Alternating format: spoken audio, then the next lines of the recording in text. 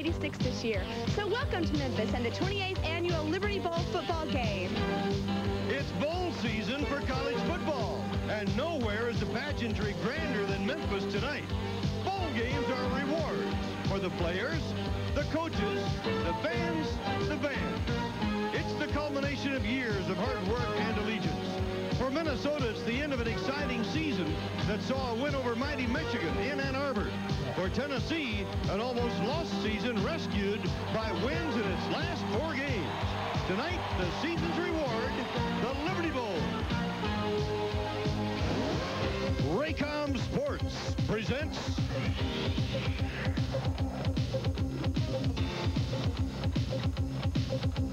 the 28th Annual Liberty Bowl football game. Live from the Liberty Bowl Stadium in Memphis, Tennessee. Tonight, the Minnesota Golden Gophers of the Big Ten Conference face the Tennessee Volunteers of the Southeastern Conference. It's all part of the Tennessee Homecoming 1986 and an exclusive presentation of Raycom Sports. It's a beautiful night for football in Memphis, Tennessee, and a sellout crowd has jammed Liberty Bowl Stadium for tonight's game between Minnesota and Tennessee. Hello again, everybody. I'm Merle Harmon, to call the play-by-play and to analyze the action, the former linebacker, Kevin Kiley. Well, Kevin, both these teams are 6-5, but I got a feeling they're better than that record. They are better, Merle. That's history. That 6-5 season for both of these teams gone. Have good young players, both Tennessee and Minnesota. Tennessee winners of 4 straight. Minnesota came on strong towards the end of the year, beat then number 2 Michigan in Ann Arbor, and then lost by a field goal to Iowa. These are 2 teams that are ready to go. Minnesota has lots of offense, and that worries Tennessee, and that offense is led by the quarterback, the player probably given the most credit for turning this program around, Ricky Foggy. Not that much of a passer. They don't throw the ball too much, but great stats on the ground. A diversified offense.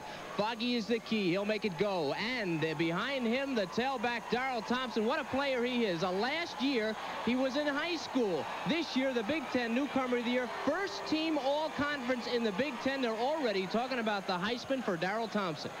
And for Tennessee, Jeff Francis from Mount Prospect, Illinois, came into the program with some big shoes to fill this year, and he's done very well. They lost all their skill people. Tennessee's offense, they needed a young man with their running game hurting that could lead the offense. Jeff Francis, just a sophomore, came in, passed for almost 2,000 yards. He's got a great arm, a good head, and he's a nice young man, too. We're looking forward to a great game tonight between the Minnesota Golden Gophers of the Big Ten. The Tennessee Volunteers of the Southeastern Conference will return after this.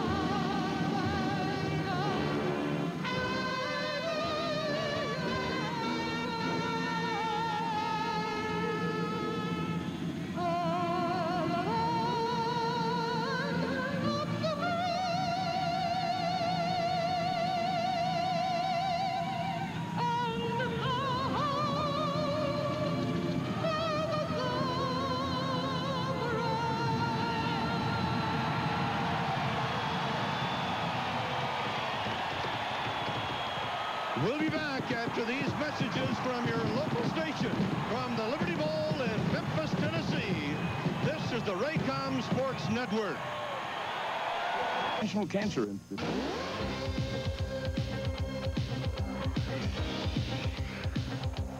Tonight's Liberty Bowl game is brought to you by Northwest Airlines. Look who gives you more of the world from more of the USA. Look to Northwest. And by the U.S. Armed Forces. It's a great place to start.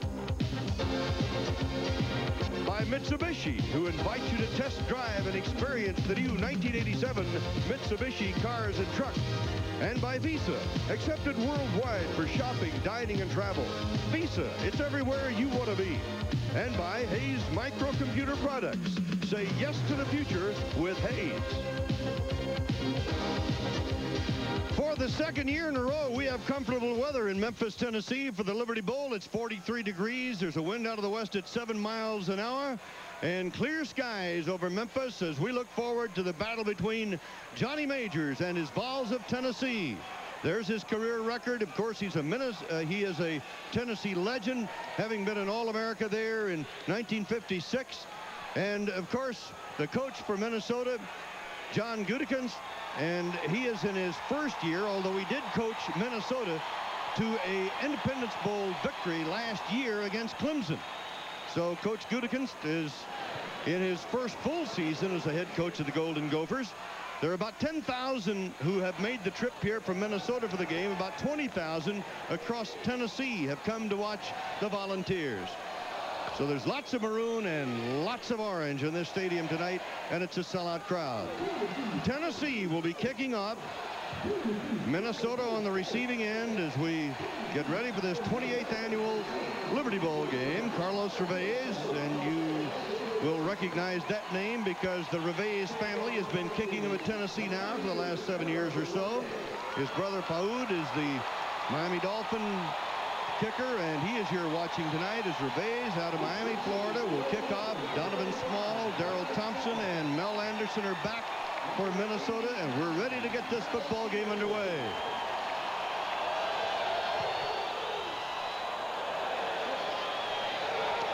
It's fielded at about the 23-yard line and returned to the 31.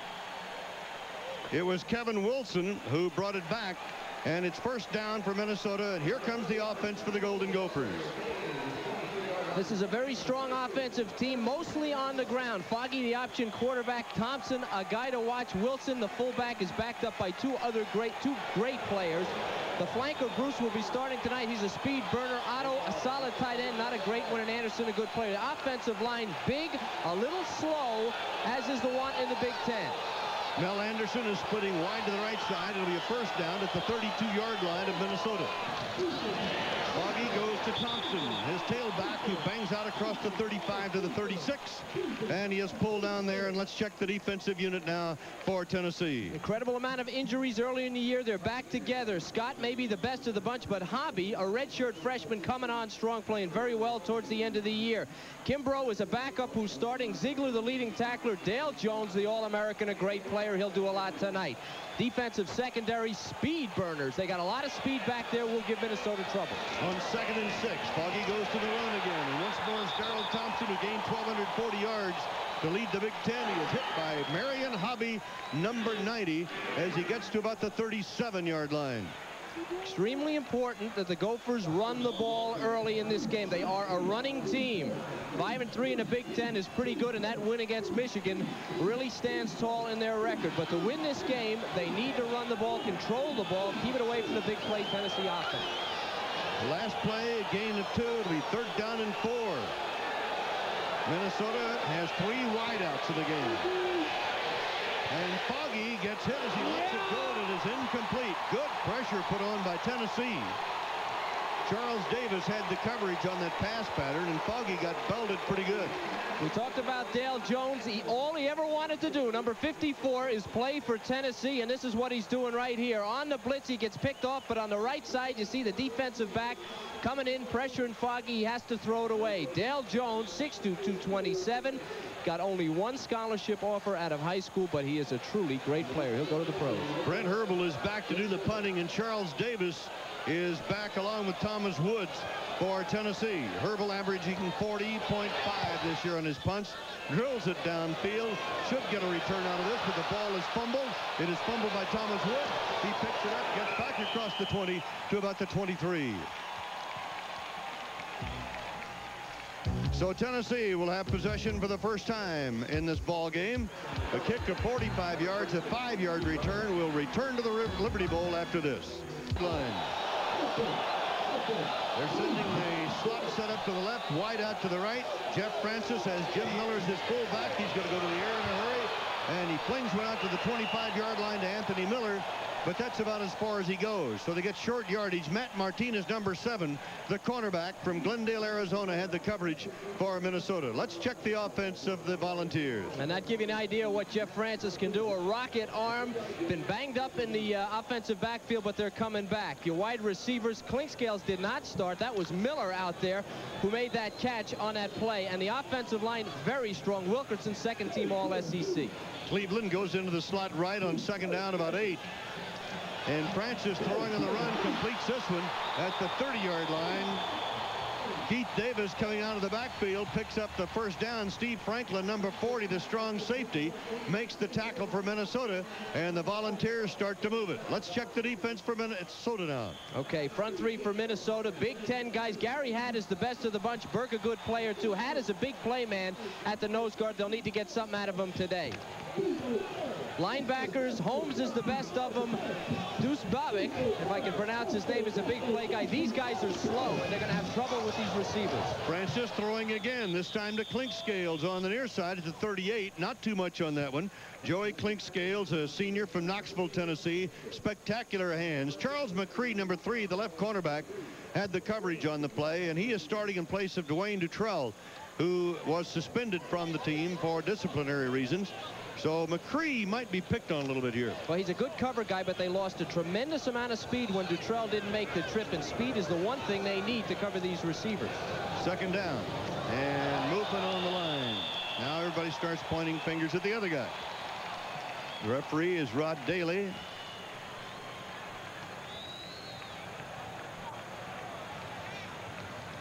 Offside against Minnesota.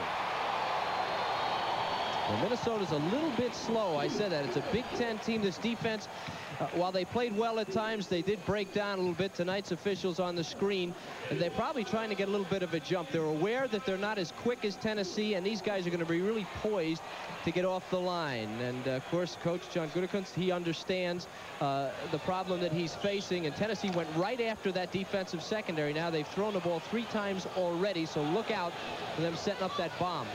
Now Tennessee has 4 men that can fly, and believe me, Tennessee has had flyers over the years. They've got a lot of track stars on this football team.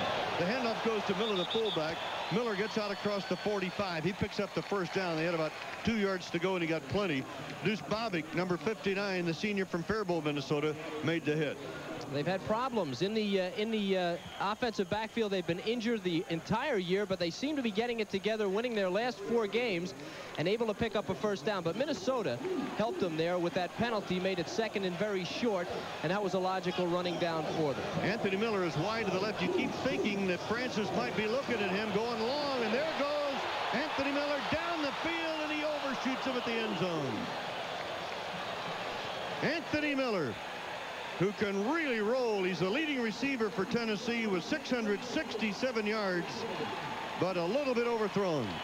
Well, you don't really know if Tennessee expects to complete this pass or they're just trying to stretch the defense and let Minnesota know what they're up against. This kid threw it 55 yards in the air, needed to be thrown about 45 yards as Miller, as fast as he is, couldn't catch up. But that's going to put it in the defensive secondary's head. He can throw it that far, and they will go up on top. Scary on defense. 2nd and 10 on the 48 of Tennessee. Screen out to the left side, going to Davis, and Davis gets across midfield to about the 47 of the Minnesota Golden Gophers. Keith Davis from Nashville, Tennessee, a sophomore. Davis had a bad knee and then injured the other knee early in the year. He's one of the problems with the running game. He's only about 80%, and Coach Majors says that he may only be 80% for the rest of his career. Serious knee problems and serious problems in the Tennessee backfield has made them go to the passing game, and they're very adept at it. On 3rd down and 4 from the 46 of the Gophers. Francis maybe checking off at the line of scrimmage. And Francis connects at the 40-yard line to Clinkscales for the first down. Pretty good coverage by Matt Martinez, but Clinkscales is something else. They can't dare play these guys up tight. Now they have to stay back a little bit. Watch the timing on this play. Francis throws it right now.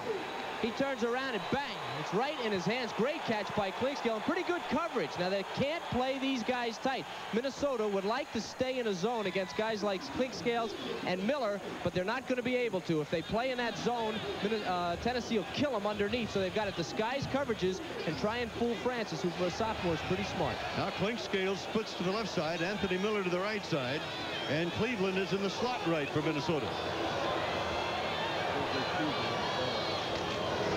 Francis to his tailback. Charles Wilson, number 32, the junior from Pritchard, Alabama, getting his first carry of the night. Johnny Majors, a lot of confidence in his team. Boy, he really got these guys up for the second half of the season. Well, he got him back for the second half of the season. Wilson, another one, had a broken forearm the first 2 games. He was out, another running back. And Johnny said, when I got my people back, my team started to play better, and that would fit. When you have all your players, your team generally will perform. Gain of 4, 2nd and 6 on the option. Bad pitch, but covered by Keith Davis. And the ball is recovered back at the 42-yard line, so Tennessee will take a loss on that one. Now we're way up there, and I can't tell who it was, but somebody at the corner makes the play here for Minnesota. Just a great play. Here it is, number 20 causes Francis, who's not an option quarterback, to throw that ball a little bit before he wanted to. That was Larry Joyner, the outside linebacker, and that's a big play for the Minnesota defense. Big play for Joyner. He comes from Memphis, went to Hamilton High School right here. On 3rd down, Francis with some time goes to the outside. Clinkscales again. Clinkscales at the 25. First down, Tennessee.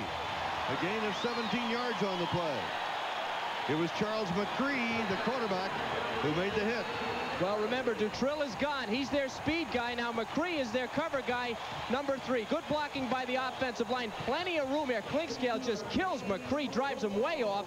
McCree's 10 yards back, and then he has to come back in. No pass rush. You can see 96 very slow for Minnesota on the pass rush. What an arm by Francis, and McCree making the good hit, but he's got to cover him closer. Clinkscale, 3 catches, 29 yards. 1st and 10, 24-yard line of Minnesota. Anthony Miller covered quickly and really belted as he took that pass. Minnesota's Matt Martinez, the right quarterback, was right there on Anthony Miller. Let's see where they mark the ball. They'll get a few yards out of it. It'll be marked near the 20. Martinez had a choice there, Merle. He had a choice whether he wanted to go for the ball carrier, the receiver, or step inside. He already has 4 interceptions, and he was a hair's breadth away. If he'd have taken an inside route, he might have gotten that ball. He was that close to the receiver. And would he have been gone? He would have been in the other end zone by now. Gone goose, gone gopher. 2nd down. Francis, the run to Keith Davis. Davis cuts inside behind Galbraith and Kirk, and he picks up a couple. He gets inside the 20. Bruce Holmes, number 88, the strong linebacker from Detroit, Michigan, making the stop for Minnesota. We have 8:13 to go in the first quarter. Merle Herman and Kevin Kiley with you for the 28th Annual Liberty Bowl. A sellout crowd watching Tennessee and Minnesota. Minnesota trying to tough it up now on a 3rd down, a big 3rd down for the Vols of Tennessee.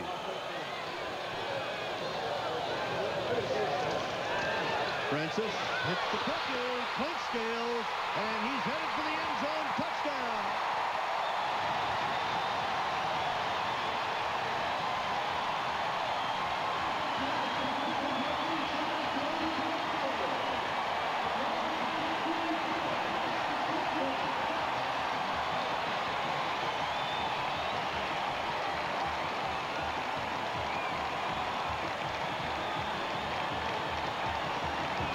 Joey Clinkscales, his 4th touchdown reception of the year, and Tennessee is on the scoreboard.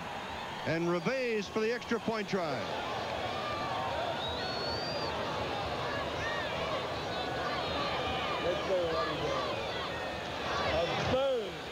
It is 7-0 Tennessee. Cardinal error here by the defense. The sideline is your extra man. Watch Clinkscale. You have to take this thing inside out. You never let him get back. See that? You never let him get back inside. You've got to make sure of the tackle there. That was Martinez. He needed to be closer. Remember we talked about that? They have to be closer. Here, you see a good shot of it here. Clinkscale. Now watch Martinez. Gives him 5 yards. He's just too quick. He took a real bad angle on him. He let him turn outside, gave him too much room to the sideline, and he goes in. And Francis, the sophomore, never quarterbacked in a bowl game before. It's his first TD. And this means a lot to Tennessee. 5 straight if they win this one. So the Volunteers are on top 7-0, and we'll be back after these messages from your local station. This is the Raycom Sports Network. Tennessee Vols drive 78 yards, 69 of those yards in the air as Francis went 8 out of 9, and the touchdown of 18 yards to Clinkscale. They came right out, Merle, and they exploited what they think is the weakness of the Minnesota team, matching up against them, and that's the speed of the defensive secondary. And we saw a lot of examples of it. Great arm by Francis. Just the velocity of the ball and the difference, the space between the receivers and the defensive backs is making it real tough on the Gophers. They need to get closer to those guys because the ball gets there in a hurry. Minnesota will send Donovan Small and Mel Anderson back. Anderson is number 89. He's a spectacular return man. Carlos Revez will kick off for Tennessee, the senior. And he pops it downfield. It'll come up a little bit on the short side, however, and is fielded on the 13-yard line. It is brought back by Kevin Wilson for the second time. He backed up to take that short kickoff, brought it to the 25, and Mike Kelly, 44, made the tackle. I want you to watch the respect that Martinez gives Clinkscale on this thing and the velocity of the ball. Watch how hard Francis throws the ball. This is slow motion. Gives Clinkscale time to just move upfield, and poor tackling by the Minnesota defense, and he's in. Now they're just going to have to do a little bit better, stay a little bit closer to these receivers, or else they're going to have to get to Francis, one or the other. Richardson is the up man in the eye. Roselle Richardson. Right behind him is Darrell Thompson, the freshman from Rochester, Minnesota. And right up the middle comes Roselle Richardson. He can really move it, and he does all the way to the 45-yard line. The one-time quarterback runs it for 20 yards before Terry Brown, the free safety number 14, made the tackle. Now remember, this is the Big Ten that Minnesota plays, and Hitchcock, the center, and the 2 guards doing a great job. And here's Roselle Richardson, who's been fighting for his life just to start. Pretty good fullback. Minnesota does a lot of things on the ground, a lot of different looks, and they'll cause Tennessee some confusion, and the Volunteers will make some mistakes just on alignment. 1st and 10 on the 45 of Minnesota. Tennessee leading 7-0. Richardson gets the carry again. This time slips behind Wolkow, who's an outstanding blocking guard, number 57, and he picks up yardage to the 49, where Ziegler, Kelly Ziegler, number 49, the inside linebacker out of Miami, Florida, makes the hit. Strength of the Minnesota team, the running game. Ray Hitchcock may be the best center, number 55, you watch him, that ever played for Minnesota, and they've had some great ones over the years. And this team can do a lot of things on the ground. They spend a tremendous amount of time on their running game. It'll be 2nd down, 6 for Minnesota. Showing blitz, there it is. And on the option, Foggy gets that pitch, and here comes Thompson. Thompson all the way to the 30-yard line. Another big gainer, 21 yards for Thompson. In order to make this thing work, they've got to handle Dale Jones. And watch him on the outside here. Foggy, they've got a lineman out here. They hold him up.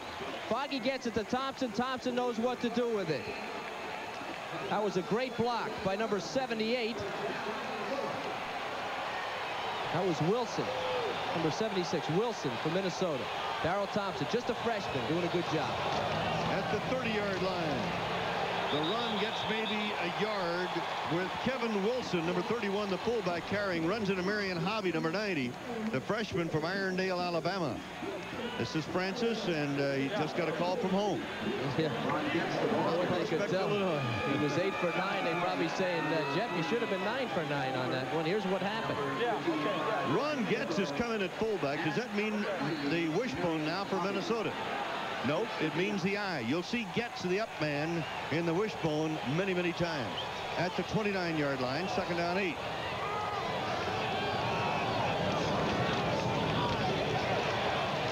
The tailback Thompson at the 25-yard line, brought down by Robbie Scott, 65, a 4-year regular.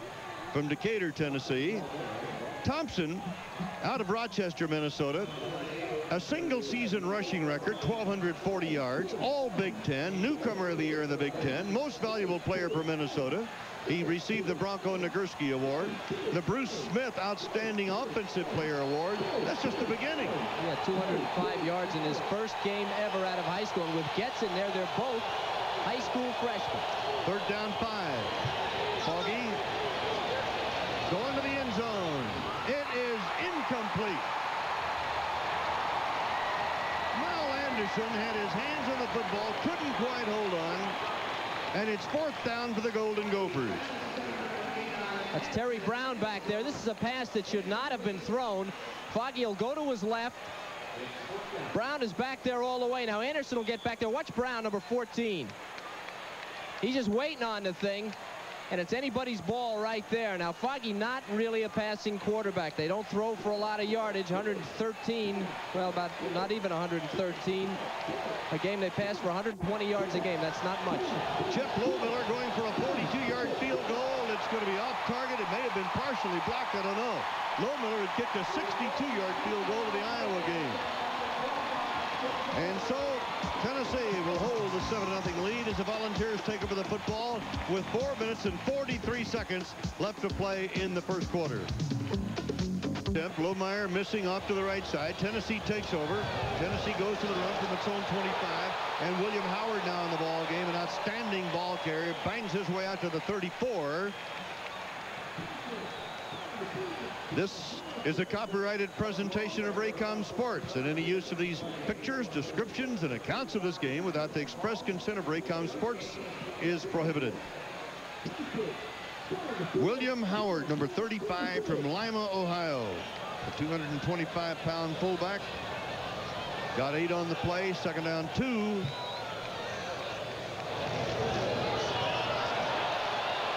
Second man is Keith Davis coming out of the I, and he is at the 39, almost the 40-yard line. Deuce Bobick, 59, makes the tackle. It's a first down, Tennessee. This Tennessee offensive line. Watch Bruin, the right guard here. Now watch, as Thompson takes an inside rush, watch Bruin. He's going to pin him down, and you know what's coming next. Little hook with that left arm. No call. Thompson helped him out. He went inside.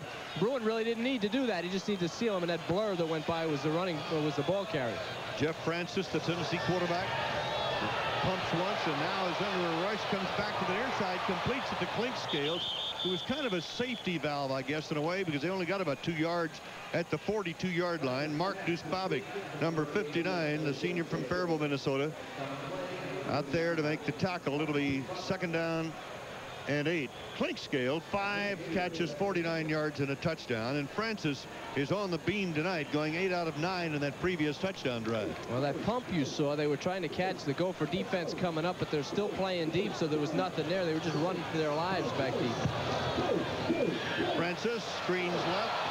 It's Davis out of the backfield, and the Gopher defense reacts very nicely at the 44-yard line, so they got only a couple on that one. Steve Franklin, the strong safety, number 40 from Groveland, Florida, made the tackle for Minnesota. Well, from where we are, I'm about a mile up. This looks like a lateral.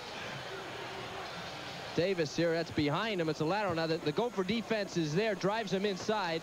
Deuce Bobick gets blocked a little bit, but here come the rest of the guys. That's pretty good reaction. You can almost see the difference in the speed. The Gophers look very slow of foot, while Tennessee is kind of shifty, quick. Third down, long 5. Francis completes at midfield, and that is fumble recovered by Minnesota. It would have been a first down. We were looking for the mark. Charles Wilson was the man, and the ball was fumbled and turned over to the Minnesota Golden Gophers, who have great field position now at their own 49-yard line. John Gutekunst talked about this. He said, well, we're not as quick as they are. Now here's Holmes going back, looking. He said, if they catch the ball, we're going to try and break it loose. And that's the only thing we can do. And Holmes does it right there. And when you're slow, you're not too quick. The thing is, when you catch up with these little guys who can run, you got to make them pay and get that ball. That's what Holmes did. And that's Big Ten football. Big fumble recovery for linebacker Don Pollard. First and 10 at midfield. Foggy gets to the 49 of Minnesota. They strung him out pretty good. Something went wrong there. Robbie Scott, 65, winds up getting the tackle. Yeah, they had a problem with the exchange. Now they run the inside veer, the outside veer. They run something called the freeze option, the wishbone. These guys run the ball, and Foggy has got to be able to work that ball in and out of the belly of his running backs. They got a little bit mixed up inside that time, and didn't have enough time to get outside. And the Tennessee defense, which is a lot quicker than the offense of Minnesota, was all over him. They've got to do better on the exchange. 2nd down, 8. We have 2:13 to go in the first half. Foggy over the middle, completes it to Richardson. Coming out of the backfield, he is inside the 30, down to about the 27, and a first down for the Golden Gophers, again at 22. This is a play that maybe Tennessee should have been looking for here. They almost get him early. The fullback up the middle on a pass pattern in the wishbone or the option offense is very tough to cover. That little play action is what did it. Here Foggy with time and good blocking there, and nobody's going to cover that guy if he can get loose on a pass pattern. First down, 27-yard line of Tennessee. Less than 2 minutes to go in the first. Foggy goes to his fullback, Ron Getz. And Getz is smacked by Kelly Ziegler, 49, the inside linebacker. But he does get to the Tennessee 25, but that's it. Ziegler's the leading tackler for this team. With all the fancy plays and everything, remember this: when you run option football, you have to establish that fullback. Minnesota's had a couple of runs here where they've broken it, but they need to pound it up, use that size advantage when they're slow, but they've got size and strength. They've got to establish that middle running game. Keith DeLong is now coming as a linebacker for Tennessee. His daddy was Steve DeLong, the great All-America and the Outland Trophy winner. Richardson going no place. Maybe the line of scrimmage, and that's all. That's the freeze option. The freeze option is a new offense where the tailback on the snap of the ball doesn't move. He just stays where he is, and the fullback dives. And I assume it's to freeze the defense. It's not doing that tonight. They're just reacting to the fullback going in the line. John Gutekunst, the very popular head coach of the Golden Gophers, was the defensive coordinator for 2 years under Lou Holtz. When Holtz went to Notre Dame, Goody got the head job. 3rd down, long. Foggy maybe checking off. And throws a diving reception at the 15-yard line by Jason Bruce. And that is a first down. Victor Peppers, number 8, there on the coverage, but a 10-yard pickup for Jason Bruce from Eagan, Minnesota. Well, he's the one guy, and the reason he's in there, he's starting, is because he's the one guy that can run with that defensive backfield. The guy's got a lot of speed. State champ, Minnesota in high school, the 100 and 200 meters in 1983 and 84. He's a quick guy, and he's a guy who can maybe put the defense on the defensive a little bit. He did there for a first down. They've let the clock run down. It is out, and the first quarter has come to an end at the 28th Liberty Bowl in Memphis, Tennessee. The Volunteers of Tennessee lead the Gophers 7-0. We'll be back after these messages from your local station on the Raycom Sports Network. Tennessee, right now it's Minnesota's possession on the Tennessee 15 with a first down. And Foggy finally pitches, but there's nothing left for Thompson except to go out of bounds. And it was Dale Jones, number 54 from Cleveland, Tennessee, the outstanding linebacker, all Southeastern Conference selection, who shoved him out of bounds for a yard loss. It'll be 2nd and 11. Well, that was that freeze option again into the short side of the field. They tried to run to the weak side of the defense, and what Foggy will do, he'll come out and he'll count the people on either side. There's 11 guys. He'll count the side that has 6, which will usually be the wide side. They run into the boundary, but Tennessee's defense was there. Gary Couch is in as a wideout now for Minnesota. 2nd down 11. The tailback, Darrell Thompson. And Thompson is inside the 15, but stopped near the 13. It was Brian Hunt, number 74, the middle guard for Tennessee, who comes from DeSoto, Texas. There on the hit. First down so important for Minnesota because they're a running team. The Gophers have to get some yardage. They didn't there. And even though Thompson on the first down, even though Thompson on the second down put his head down, remember, a year out of high school, put his head down and plowed in there, he still couldn't pick up much yardage. They need 9. Jason Bruce is in. Mel Anderson is in as wideouts for Minnesota. Foggy screen to the left. Ooh, he almost threw that ball into the hands of the Tennessee defender, Marion Hobby, having a rush on Roselle Richardson, number 11. The man for whom the pass is intended. Dale Jones, very active, number 54, and he'll be very active all night. It is 4th down. But there was a flag in the play. Power of football failing for Minnesota, and that could be a disaster. When they have to go to finesse plays like screens, they're going to be in trouble.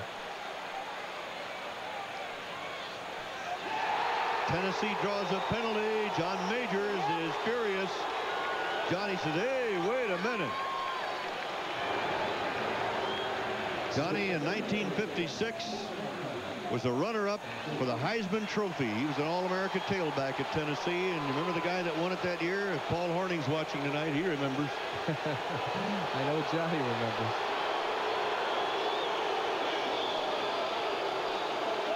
They have an unsportsmanlike conduct call against Tennessee, and that'll be a 4th down as the ball is spotted. Let's see where it. Now they're still discussing it down there. The officials, this officiating crew is from the Atlantic Coast Conference, by the way. The entire crew will be 4th down and 2, and Minnesota goes to the wishbone. Big test for the Gophers. These are plays they have to convert. They've got the strength, they've got the weight, they got to make it go. And the officials call timeout. In that wishbone, Roselle Richardson, number 11, Darrell Thompson, number 39, and Ed Penn, number 24. The Minnesota Golden Gophers said they could not hear the signals, and the officials asked for a timeout for themselves. Well, that's not going to quiet down the crowd. I don't know that Johnny was mad because of the call or because one of his players actually did that. You shouldn't do anything that's even close in a situation close to your own goal line, close to a personal foul. Again, the wishbone, 4th and 2, Minnesota. Foggy says, hey, I can't hear. Nobody can hear. So now the referee, Rod Daly, is going to the defensive captain, Kelly Ziegler of Tennessee, and one of the other officials going over to talk to Coach Johnny Majors to ask him to please quiet the crowd. Well, the first time they asked for a timeout, the official has to give it to him. The second time, it's up to the official's judgment whether or not he should get it or not. They don't have to give him a timeout after that. Johnny is asking the 20,000 plus Tennessee fans who made the trip from Knoxville and other areas of Tennessee, plus lots and lots of Tennessee fans in the western part of Tennessee here. This will be the 9th play of the drive, which started on the Minnesota 49 after the fumble recovery. Minnesota has the ball at the 7-yard line, or just inside the 7 in Tennessee territory. And this is critical. They could go on movement, Minnesota. They could call it on movement on the snap of the ball, but it'd be a big disadvantage for them. Knowing the snap count, being able to call it is a tremendous advantage. Quarterback sneak. I don't think he made it.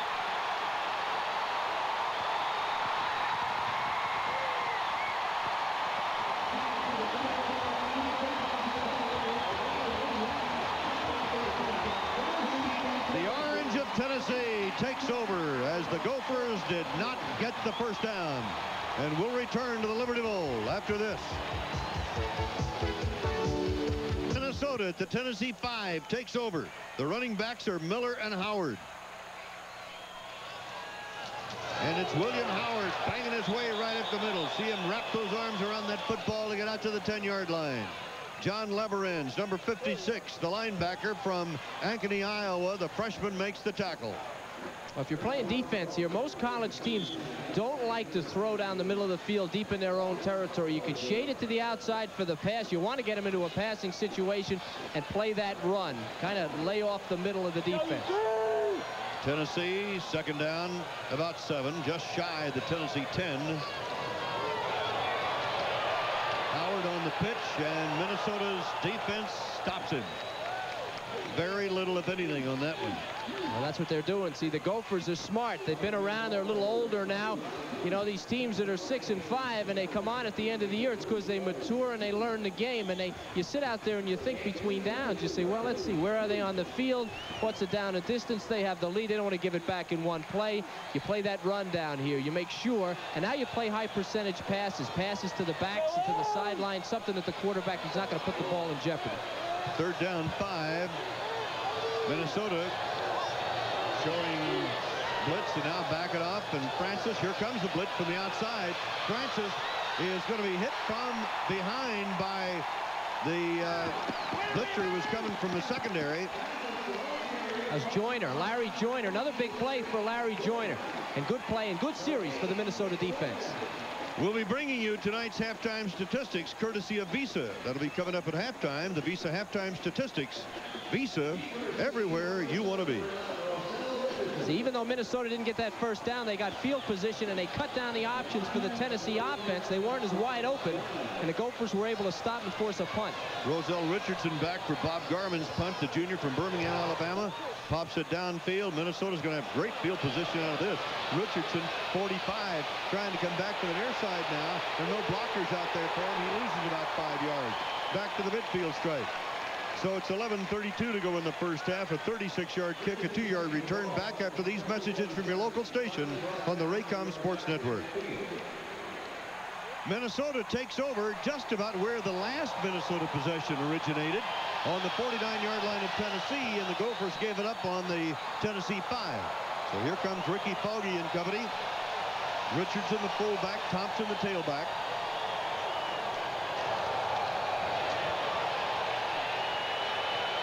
Foggy down to the 40, gets inside the 40 for a first down. So Foggy, who picked up 349 yards on the ground this year, got 10 on that carry. Victor Peppers, number 8, from Albany, New York, the tackler for Tennessee. Double team on the All-American, number 54, Jones. You're going to see Norris Wilson and Anderson. Now watch him ride him outside. Jones is doing the right thing. He's holding it up, and there's no help inside. See Foggy getting downfield. Jones misses the tackle. But where's the rest of the orange shirts? The inside pursuit. He did what he was supposed to do, even though he was double teamed. Yet Minnesota made a play out of it. The rest of the team's got to react up inside. On the 39-yard line of the Vols, Minnesota with a first down. Ray Hitchcock, the all Big Ten center, up over the ball. Richardson, again the fullback. Richardson slides behind Paul Anderson and Hitchcock for short yardage near the 35, where Fred Bennett, number 95, who's now playing the middle guard spot for Tennessee, makes the hit. Ricky Foggy from Waterloo, South Carolina, only a junior, passed for 1,265 yards during the regular season, hitting 46% of his passes, and ran for 349 yards. He threw 8 touchdown passes, scored 7 on the ground himself. 2nd and 7, Minnesota. Wishbone. Richardson, the up man. Blitz showing, not coming. Nice defensive work. And Tennessee tried to shake the ball loose.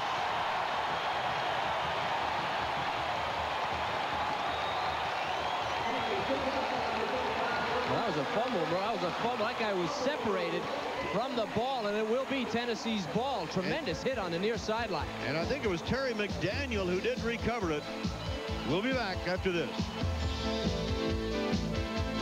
Tennessee, after Terry McDaniel recovered that fumble, it'll be first down on the Tennessee 35. Francis in a problem. And the problem is number 20, Larry Joyner, who is showing the home folks from Hamilton High School here in Memphis what he can do. Larry's becoming quite a problem, but Tennessee caused a problem of their own here on defense. There's a blitz up the middle. Foggy takes it outside. Now watch, good pitch here, but watch the Tennessee defense. All the orange shirts here on Thompson. Look at this hit. Boom.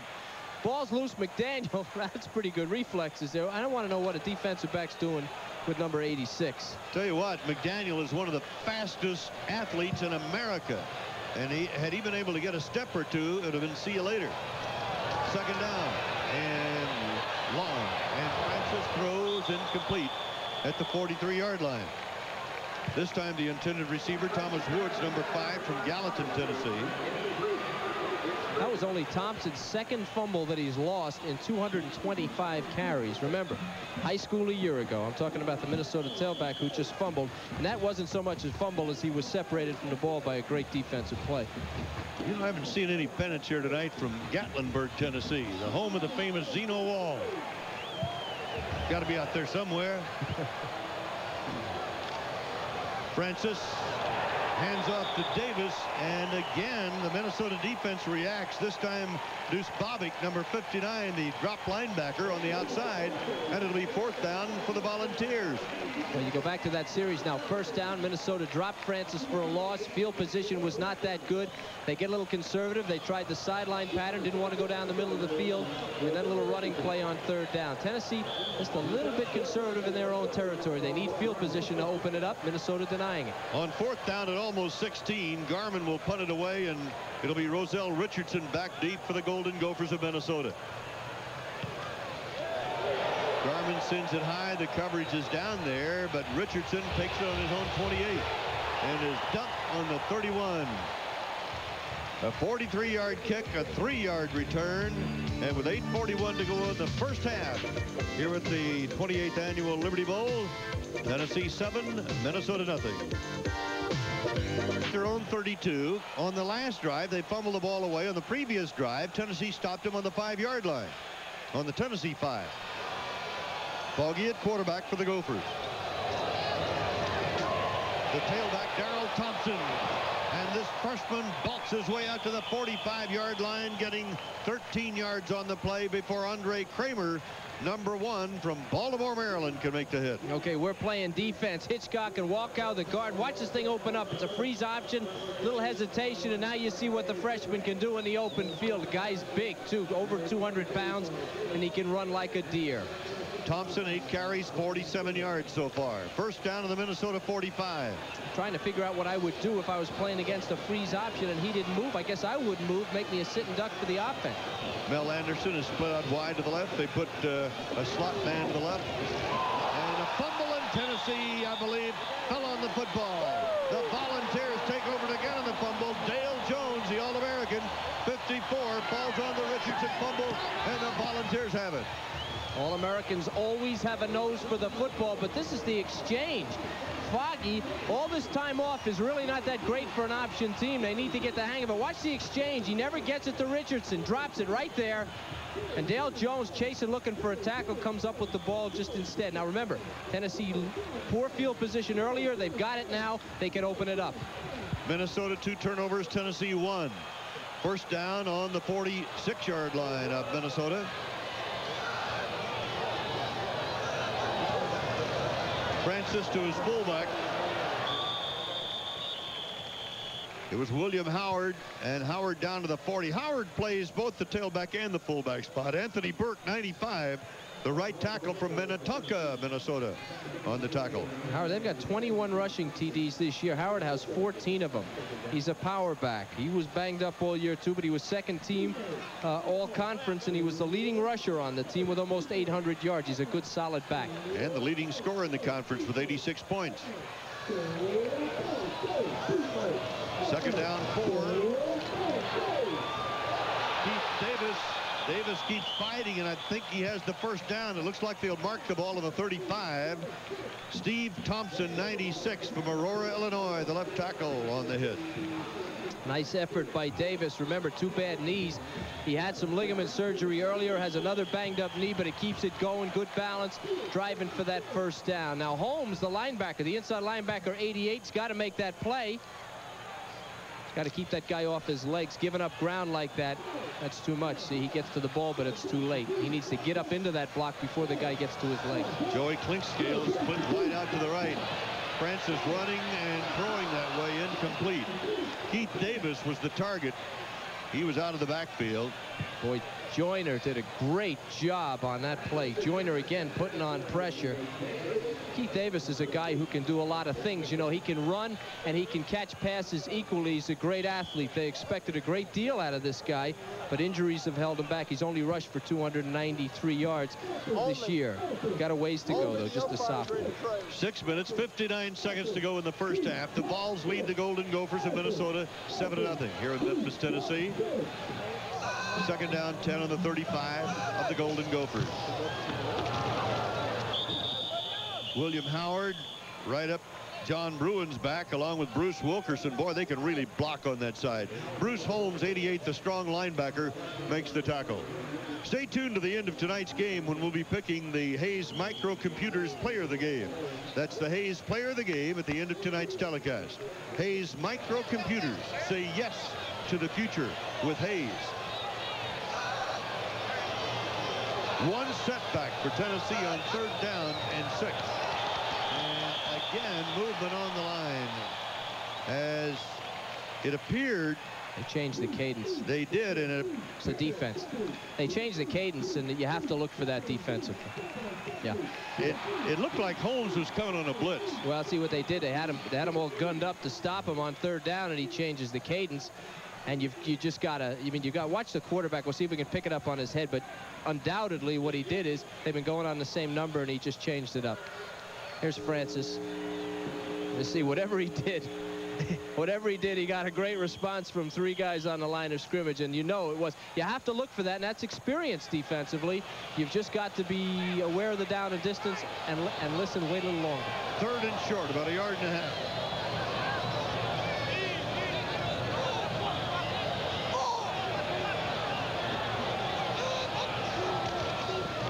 The tailback. 1st down. That's William Howard, number 35 from Lima, Ohio. And it's 1st and 10 for the Volunteers of Tennessee on the 23-yard line of Minnesota. Well, great blocking at the point of attack. Watch the middle of this thing open up, and he's going to make this little cutback right there, back across the center and the guard, and kind of looked like he tripped over his own feet or he was gone. Tennessee, early success with the passing game, now using William Howard and the other running backs to run the ball. Howard, 6 carries, 27 yards. Francis wants to go airborne. He gets popped by Joyner just as he released the ball. Klink scales the intended receiver. And Joyner, the outside linebacker, was coming. He's the rush linebacker. He and Joyner are going to be fast friends here. Francis and Joyner, by the time this thing is through, Joyner looks like he's freed up, and he's just coming on every play. He's a force man if they roll that way, and he's spending a lot of time in Francis's face. And it was good coverage, too, because he wanted to go right away to the slant man. He was covered when he waited. Joyner got to him, and he had to throw it away. 2nd and 10 on the 23 of Minnesota.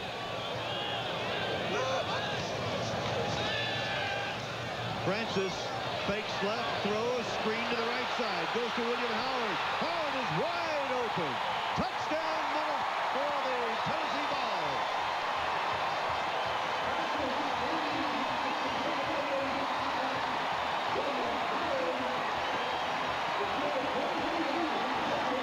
There was a flag dropped.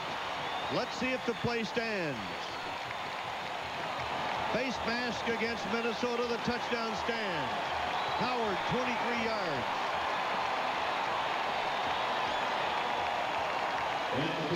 So Tennessee is now leading 13-0. 5:27 to go in the 1st half. Carlos Reveiz will go for the extra point.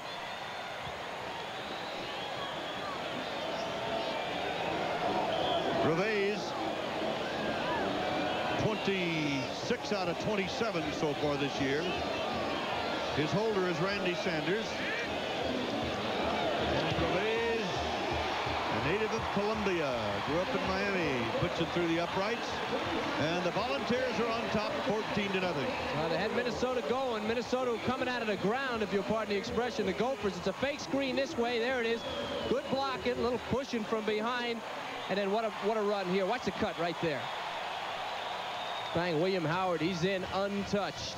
And somebody somewhere grabbed the face mask. Again, the thing that gets him going here, Dusbabic thinks it's coming this way. See 59 run out of the picture, and now Howard just outruns the defense. Missed tackle there and closes inside. And a good call against a team that's trying to stop you to get to the goal line. They're very aggressive defensively. You turn that against them, run a screen, bang, you're in. So Tennessee taking advantage of the turnover. 46 yards, 7 plays for the touchdown. Back after this message from your local station on the Raycom Sports Network. Herman and Kevin Kiley with you, and that's William Howard, the Lima, Ohio native, who just scored that touchdown on a 23-yard run. So the Golden Gophers bobbles have really hurt him.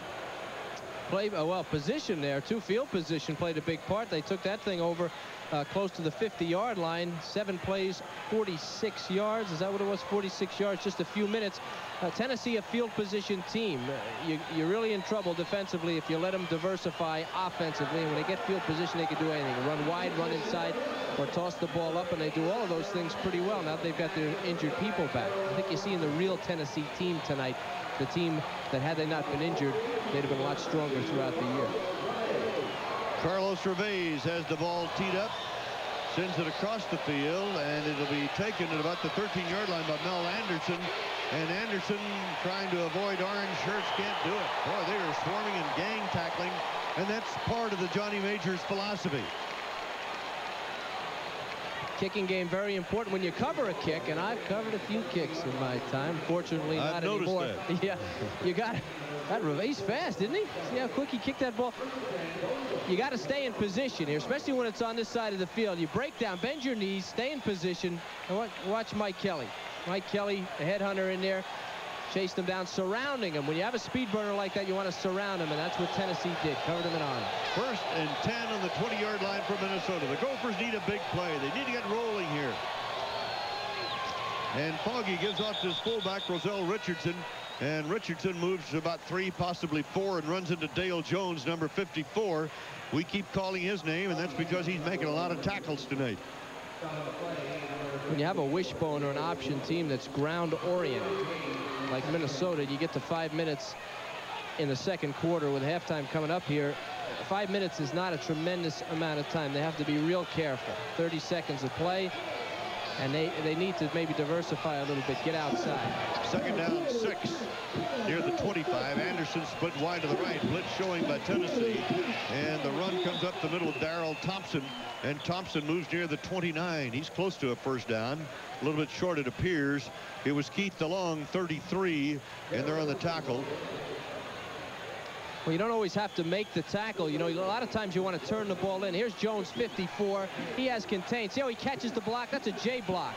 And that was his job, to catch that block by Richardson, hold his ground, not let Thompson outside. They force him back inside to his defense and makes the play. So he doesn't make the tackle, but he makes the play.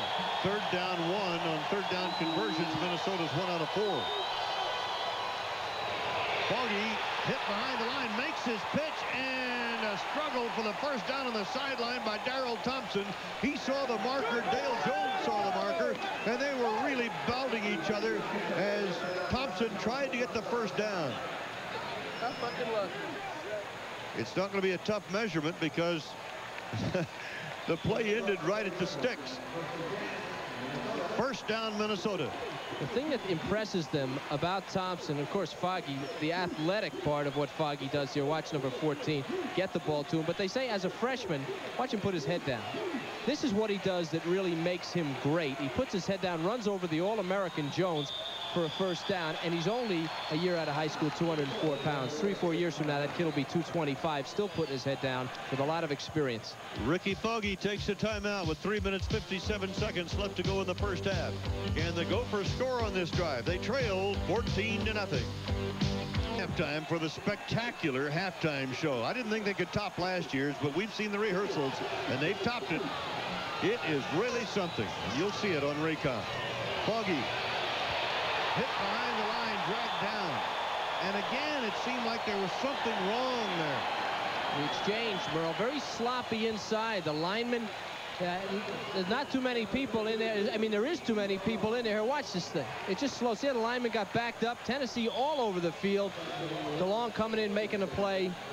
And that's great team defense. And the one thing Johnny Majors said, Keith DeLong, linebacker there, just a sophomore, a lot of young people. But one thing he said was that his defense has improved weekly, and they hit every single day in practice before the Liberty Bowl. They're ready for this. 2nd down, about 14. Foggy to throw. Look out. He was hit behind the line again for another loss as the Tennessee defense really gets tough.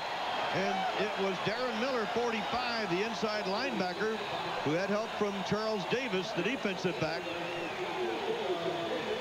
Very quick. Tennessee maybe a little too quick at this point for Minnesota. Here they come. They're bringing a lot of people, and Foggy, although he's a scrambler, there's no way he's getting away from this thing. There's just too many people, and they surround him. They keep their leverage. And Foggy maybe needs to react a little bit. Part of his responsibility is to throw the ball away when he feels the pressure so that he doesn't take a sack. The wishbone team, option team doesn't want to have this kind of distance to go. After that loss, 3rd and 18, the inside pitch. That's a forward pass. Richardson coming up the middle, and Richardson can really move it down the sideline. Tennessee territory, out of bounds on the 33-yard line.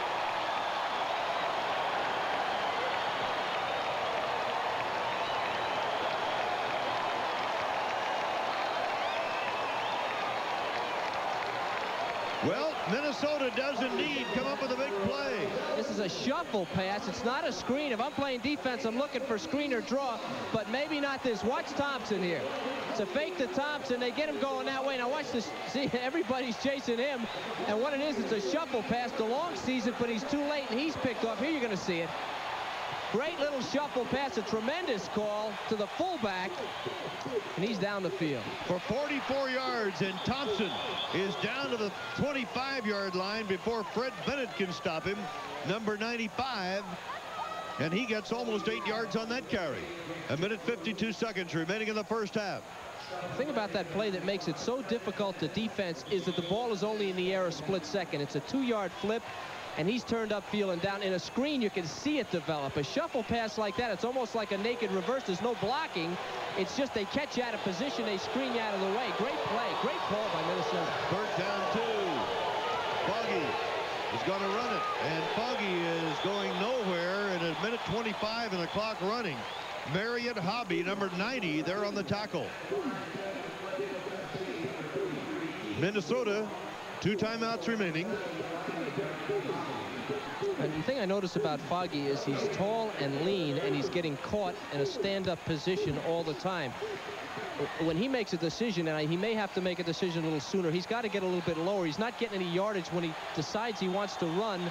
They're catching him standing up and turning him over on his back. He needs to get a little lower and plow forward. 3rd down 3.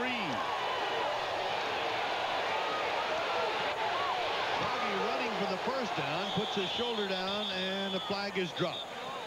He'll be close to the first down as the play stands. Fred Bennett, the middle guard, made the tackle again for Tennessee. 44 seconds left to go in the first half. Defensive holding against the Vols. And Foggy wanted to throw it. No wonder he couldn't throw it. Guys were being held. I don't know why the Tennessee would be holding with all his speed. Watch him. He's a little bit hesitant here, though. He wants to throw it, and nobody's open. Now, I want to watch the position he's in when he gets hit. Look at the shots he's taking. He's 6'1". He's too tall and too thin to be standing that straight up. He's got to learn to protect himself. He's not getting a lot of yardage. He's taking a beating, too. It'll be a first down because of the penalty, but not going to be around very long. He's got stress fractures in both legs to begin with, and unless he wants his fractures to start moving up a little bit, he's going to have to protect himself. First down on the 14-yard line of the Volunteers. 37 seconds and the clock running. Minnesota still has 2 timeouts. Now it's 30 seconds to go. This play is taking a long time. Foggy throws for the end zone. It is almost intercepted. It was intended for Mel Anderson. Terry McDaniel, who used to be a wideout himself, and who has great hands and had recovered a fumble in midair earlier, just about picked that one off of the end zone. The clock is stopped with 21 seconds remaining. Of all the people to throw against, McDaniel, he was on the SEC champion 400-meter relay team. He gets there before the receiver does. Look how quick he is. He looks like he's the receiver, and he almost is. Anderson had no chance. If they're going to throw this thing, they ought to throw it to the other side away from McDaniel. He's too quick, and when you loft the ball, he's going to get under it. He's so fast. That pass, it's just kind of an arc pass. He'll run right under that thing, and he did. Second down, and now Minnesota takes its second timeout of the game. Of this half, anyway. They've done nothing with the tight end. Now, I got to believe, with the wideouts, they may be able to isolate a linebacker who maybe isn't as quick as some of these defensive backs. Half these guys are track guys. They got to go to their tight end or that fullback. Remember the fullback up the middle, Merle, early in the game where they got him free? They need to get a wing out there or somebody and get him across the middle and try and hit him quick. John Gutekunst and his staff on the sideline. John's a native of Sellersville, Pennsylvania. He graduated from Duke with a degree in religion. Johnny Majors, graduate of the University of Tennessee, first head coaching job, Iowa State, then to Pittsburgh, where he recruited Tony Dorsett. And went on to win the national championship and Coach of the Year honors. Twice. Yes. Twice at Pittsburgh. Great stories. We spent quite some time with him this morning. Great stories about his dad, Shirley, and the coaching in the state of Tennessee, and how his dad was a pioneer in coaching football. Comes from a football family. You know, out of Johnny Major's era as a collegian came Paul Giel. Paul Giel a little bit earlier. He's the athletic director at Minnesota. Paul was a runner-up for the Heisman Trophy in 1953. Major's the runner-up in 1956. They both played single wing. Tailback. I played single wing. I did in high school. Played single wing. I wouldn't catch it, though. I didn't want to catch it. I kept looking over the line at the defense, and when they hiked it to me, I just jump out of the way. 2nd and 10 inside the 15 of Tennessee. 21 seconds to go in the first half. 14-0 Vols.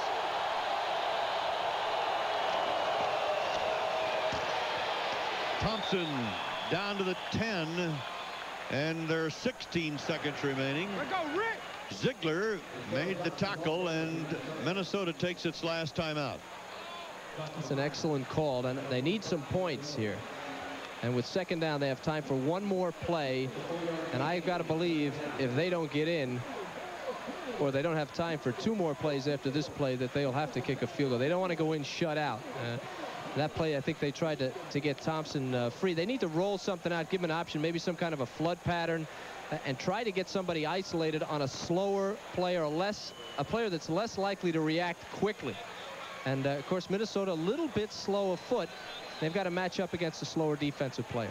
Thompson has carried 12 times for 26 yards. I beg your pardon, 65 yards. A little bit short for him. Minnesota with a 6-5 record, 5-3 in the Big Ten, tied for 3rd place with Iowa in the Big Ten. Minnesota beat Bowling Green, Purdue, Northwestern Indiana, Wisconsin, upset Rose Bowl bound Michigan 20-17. Wolverines only lost this year. Then Minnesota lost to Oklahoma, University of Pacific, Ohio State, Michigan State, and Iowa. Losing to Iowa after they thought the game was over. Penalty on the last play of the game gave Iowa another chance after missing a tying or a winning field goal, and sure enough, for the 2nd try, Iowa won it. Foggy throws for the touchdown, incomplete. 11 seconds to go. Mel Anderson, number 89, from Homestead, Pennsylvania, the receiver. Well, they're still going to the wideouts, and the wideouts are covered. And Foggy, no time to even get set here. Look at Jones on Thompson. A little bit of pressure. Foggy just winging that thing, and the coverage is there. Now, I still say a drag pattern to the tight end or something on the inside. They'd have a lot better chance. And forget the play action. Just get back there and toss the thing up. Chip Lohmeyer, you see what he has done in field goals, but this guy can really boom. This will be a 27-yard effort, so this is a chip shot for him. And Lohmeyer puts Minnesota on the scoreboard with a 27-yarder with 8 seconds to go in the first half. Well, they had some time for another play. I'm surprised they went for the field goal, but they did get their 3, and at least they made the drive. That's the 2nd time they've been deep in Tennessee territory, and they got some points, and that'll do them some good in the 2nd half. So Chip Lohmiller has, well, his field goal, a 21-yarder, beat Indiana with 2 seconds left. His 30-yarder beat Michigan with no time left.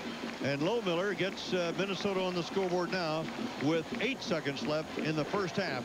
But it's Tennessee 14-3.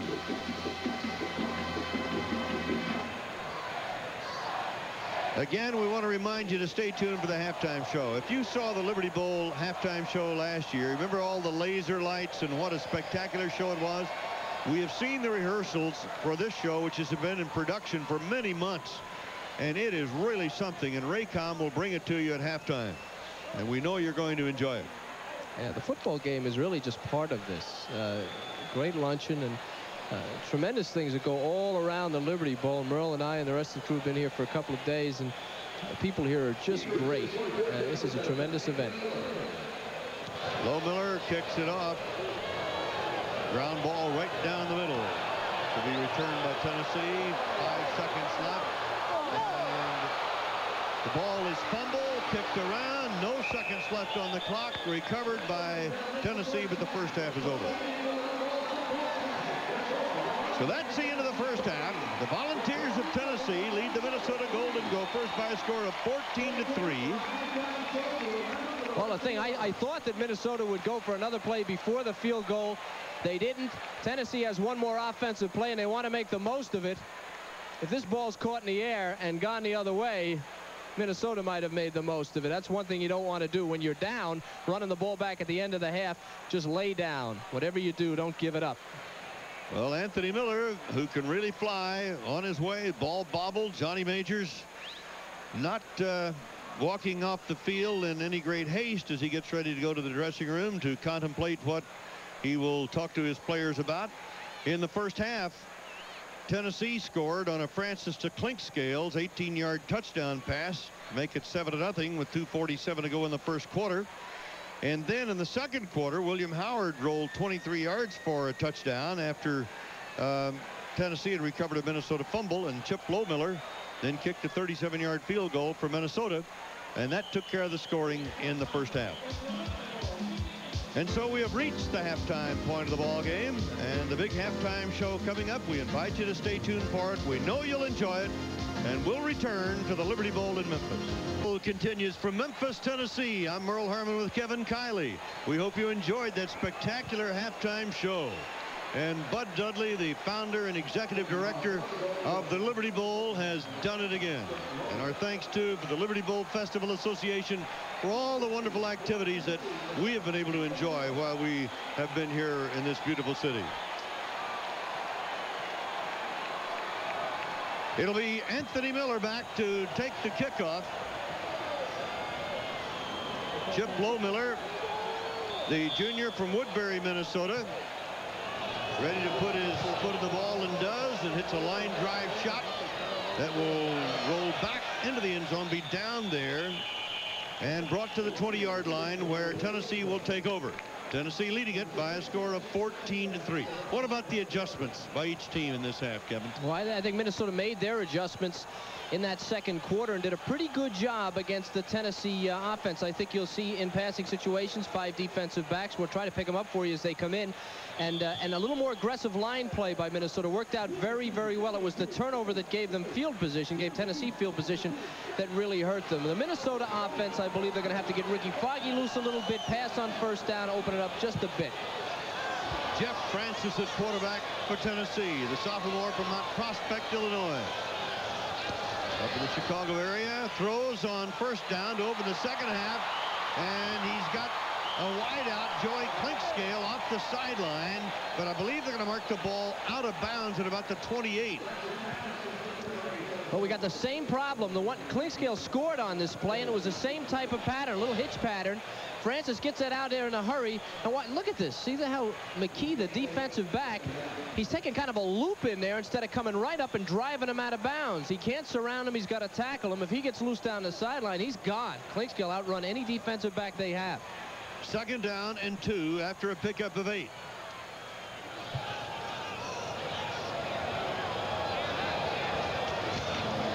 Francis goes to his tailback. That's Keith Davis. And Davis gets the first down out to about the 34-yard line.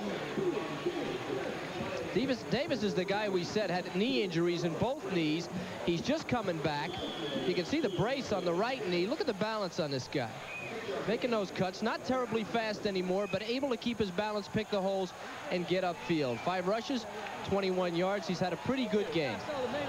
First and 10 for the Volunteers, who lead it 14-3. Again, Tennessee goes to the run. Davis, who has averaged 5.1 yards per carry throughout the year, is brought down at about the 35, so he doesn't get much there. That's good defense by Minnesota. I think there's a penalty flag down on that, Merle. There's a little bit of holding there.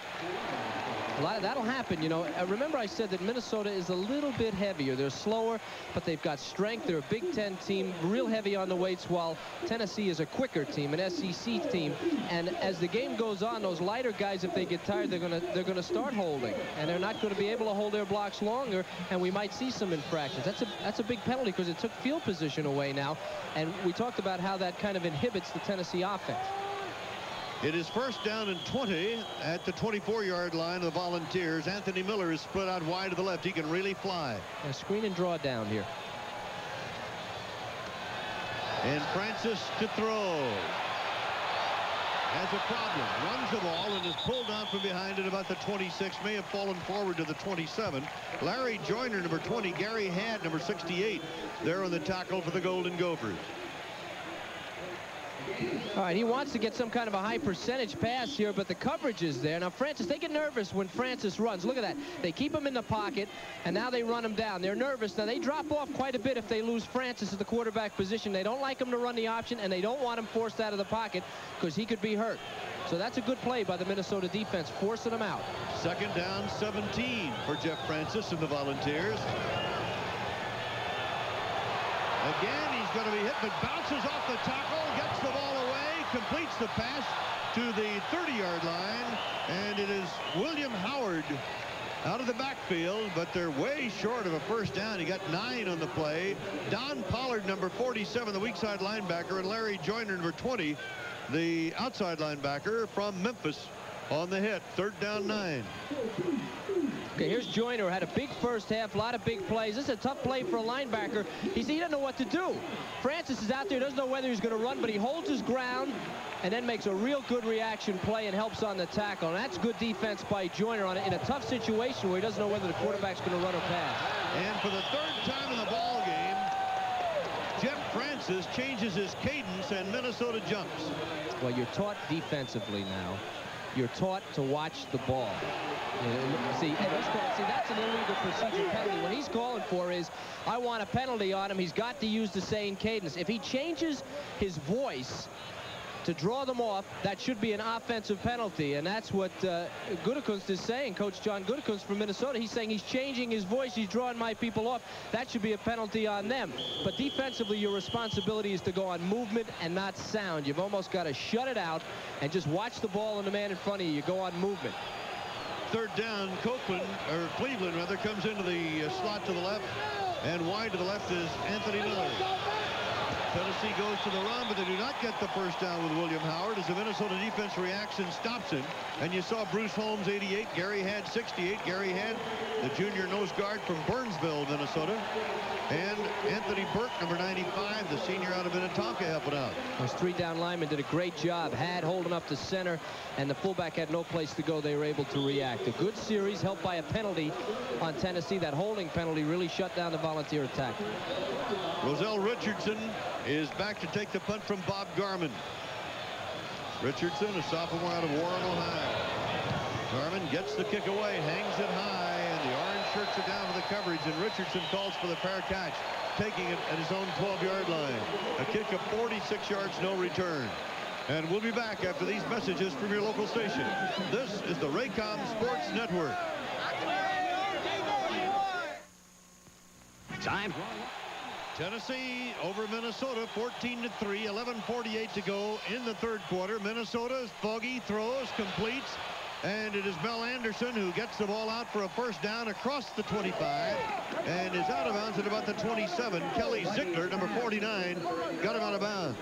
Well, there it is. Now 13 times in the first half they run the ball, 1 pass, and that was towards the end of the half where they passed on first down in that last drive. And Minnesota comes out deep in their own territory, throws a pass, and that sends a signal now to the Tennessee defense.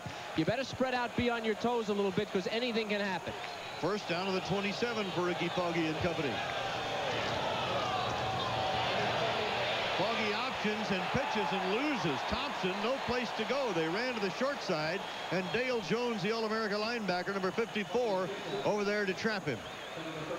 They have the whole thing covered. Remember, Foggy's running into the boundary. He's only got a few yards. He's on the left hash mark.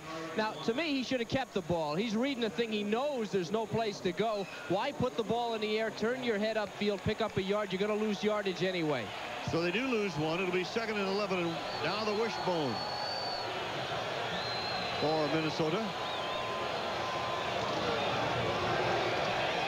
Foggy again to the short side. Doesn't get much as he does hold on to the ball. Marion Hobby, number 90.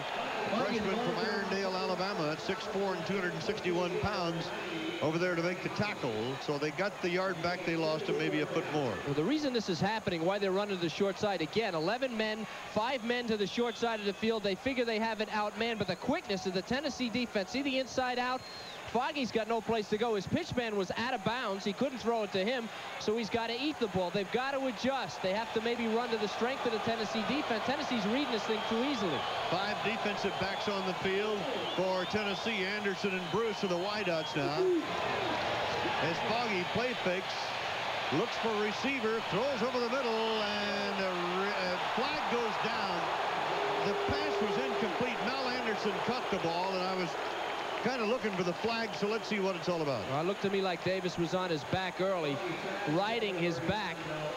This pass is a good pass by Foggy because it's low and Davis can't get to it. He's got to climb on his back, it looks like. Now, I'm not sure, but this looks like a penalty. Watch the pass. See, the pass is low to the receiver, and Davis climbing all over him, trying to get to the ball. So pass interference against Tennessee. And at the 41-yard line in Minnesota territory, there's the pass interference call by Rod Daly with the Atlantic Coast Conference, as are his associates. And you can credit Foggy. The positioning of that pass caused the penalty. Davis had nowhere to go to get to that ball. It was an excellent pass into traffic, into coverage. The coverage was there, but he didn't make the play, and so they get another penalty on Tennessee. Richardson is the up man of the eye. Foggy pitches to his tailback. Thompson looking for a block. It's not out there. Nothing but orange shirts. But he does move the ball to the 45, where he runs into Darren Miller, number 45, the inside linebacker from Flemington, New Jersey. He's a 3-year starter. He's had a shoulder injury that slowed him some. Yeah, he had a really rough. We talked to John Major about him early part of the year. He's the other linebacker. Kelly Ziegler's their leading backer, leading tackler. But he had an injury, and he just couldn't get it going. But with the bowl season, he's healed a little bit, and most of these defensive players have begun to come around. On 2nd down 6, Getz is now the fullback in the eye. Foggy peels out, throws on the run, and a catch at about the 48-yard line by Mel Anderson. A gain of 8 yards for the Gophers, and a first down, Minnesota. Well, here comes that redshirt freshman out of Irondale, Alabama. Hobby, number 90. He's had a heck of a game and coming on here. Now, Foggy had the option there. He had some room to run. Instead, he threw the ball, and he's able to make that completion, which he hasn't done, really, most of the first half. That's a nice catch out there, too. First down, the ball Anderson at the 47-yard line of Tennessee. Foggy goes to Thompson. Thompson breaks it across the 40 down to about the 38. So now Minnesota is mounting a drive that's really moving. Darrell Thompson, the freshman from Rochester, Minnesota, all Big Ten. Dale Jones, number 54, the All-America linebacker, making the hit again. So, you know, you talk about it every week, how if you establish something, everything will work. Here's the I formation. It's an inside power formation. They've got the defense a little bit on their heels. Good block there, closing it off. The I back, what he has to do is read the defense, find the hole. There's no set hole. You just go to daylight. Thompson again. He's picked up 77 yards and gets about 2 more there. And he may have the first down. He gets knocked off his feet by Robbie Scott, number 65, a 4-year regular. And the left tackle for Tennessee out of Decatur, Tennessee.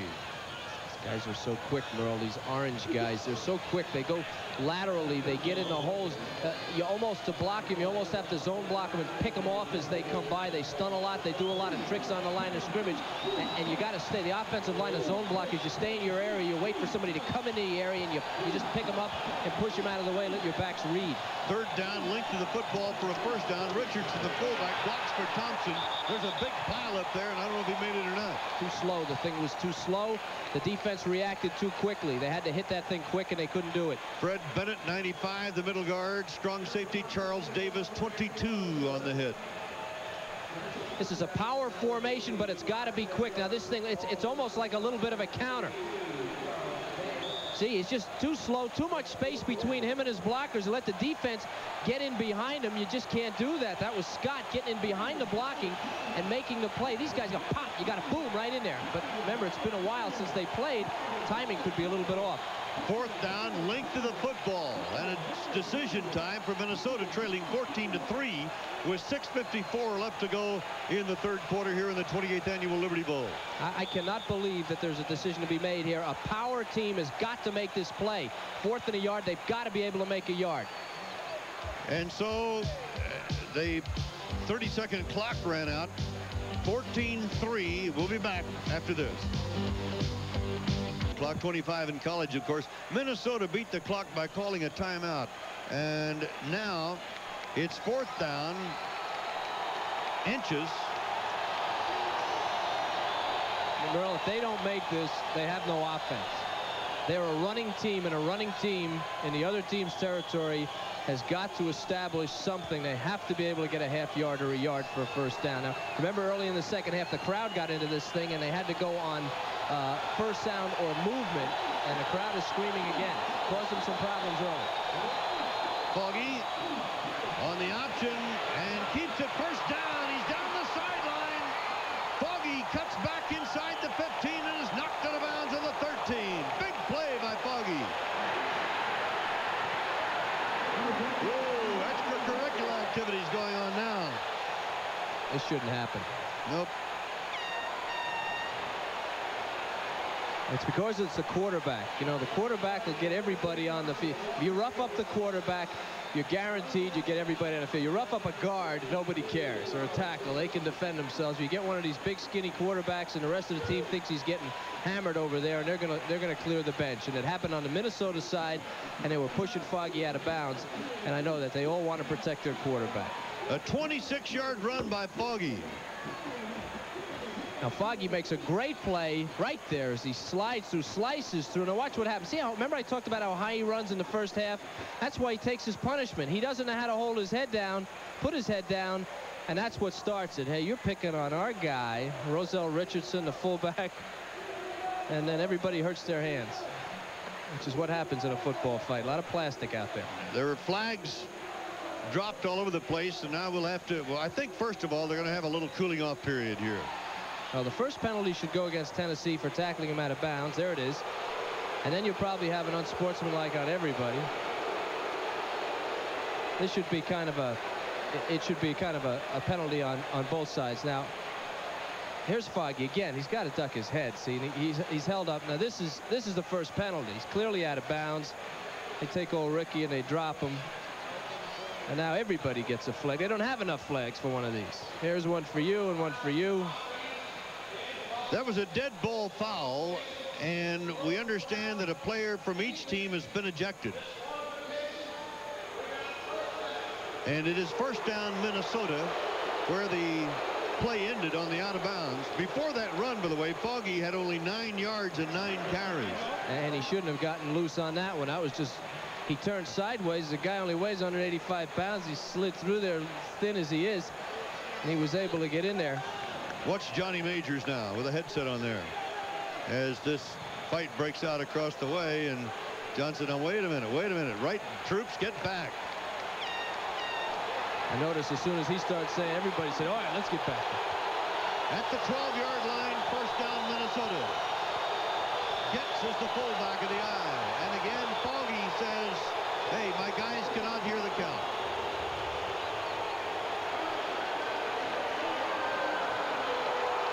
He's given charging Tennessee with a timeout because of the crowd. Yeah, and that's going to be expensive because if Minnesota scores, we've got one heck of a close game here. The crowd has to understand, and they cost Minnesota early in the game because Minnesota went away from their cadence, as I said earlier, went on movement, and this is a big deal in this game. Minnesota was very close, didn't get the 1st down, turned it over inside the 10-yard line. And that's a good play by the official. Now I hope the crowd responds. Tennessee be out of timeout soon. It could have been. There was a warning there also. If it happens again, because the referee Rod Daly wasted no time in pointing to Tennessee and saying timeout. But technically, you know, there's no home team here. But if you check the crowd here, there's a lot more orange than there is gold and purple or maroon. And the crowd has to understand they could change. They may have already changed the outcome of this game, and that's not fair. The game should be played on the field. Johnny Majors, of course, he's upset. He doesn't want his timeouts taken away from him. Minnesota, 1st down, just outside the 11. Showing blitz. Foggy options. Foggy spinning at the 5 and is into the end zone. Touchdown.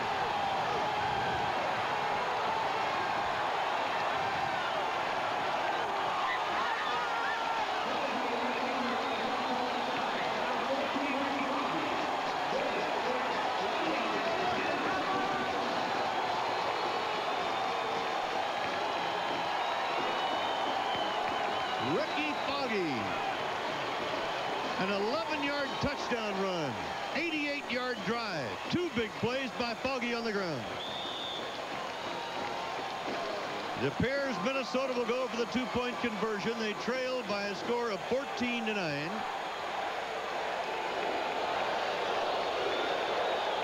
And here it is.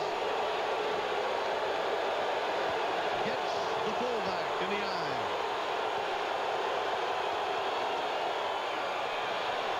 The pitch. Thompson, 2 points.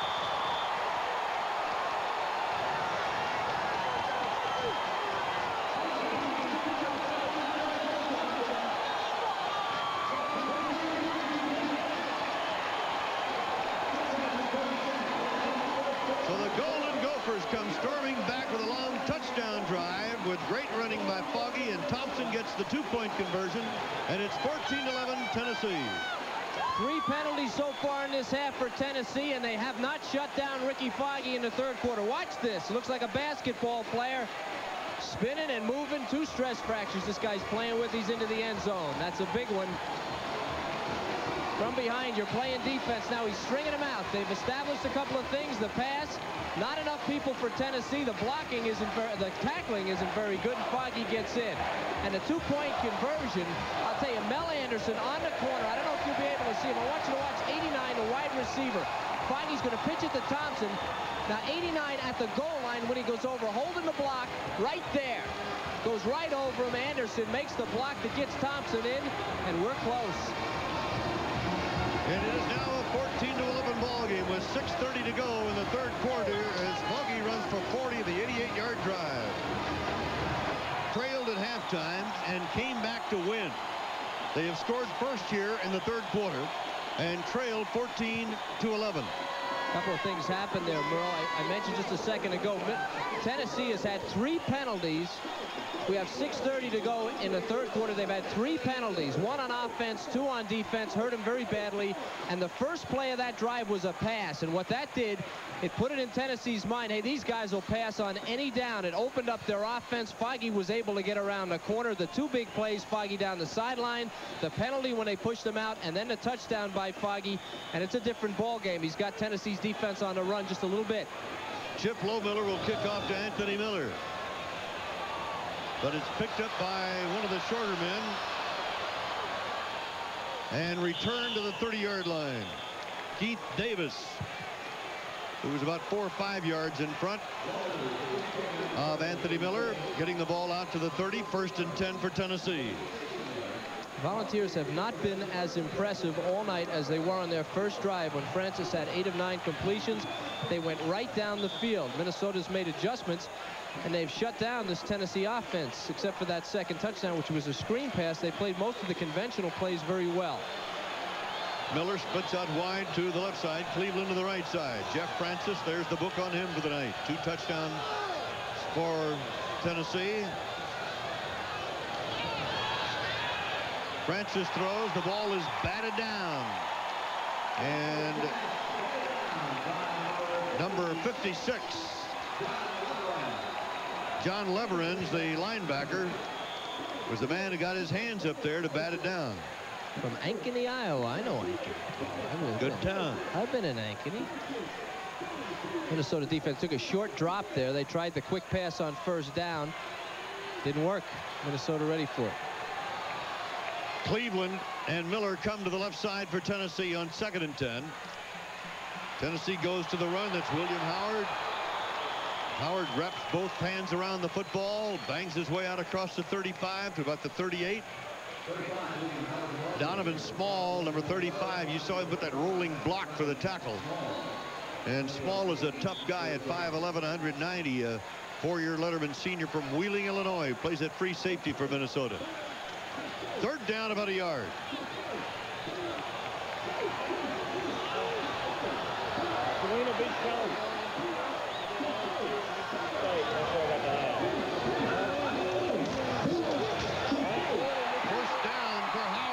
Plenty to spare. Up near midfield, stopped on the 49-yard line of Tennessee by John Leverins. Bruce Holmes, he's the middle linebacker or the right linebacker. He needs to step up and meet the block. He's catching this thing, and that creates the space. Get up in there. Don't lose your feet. Got to protect your legs. See how he went down, and his own man went over him after he was blocked. Nobody to pursue, and they get the first down. You got to recognize it quick. Get up in that hole. William Howard, 9 carries, 47 yards. Francis screens to the right side. It is going to Anthony Miller, and Miller can really break him big. Miller all the way down to the 25-yard line of Minnesota. A gain of 26 yards to Anthony Miller, the junior from Pasadena, California.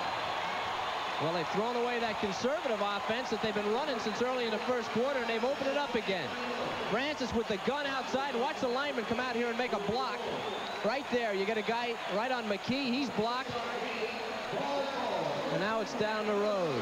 Who's Bobick missing, and everybody from Minnesota catching up. The Gophers are going backwards.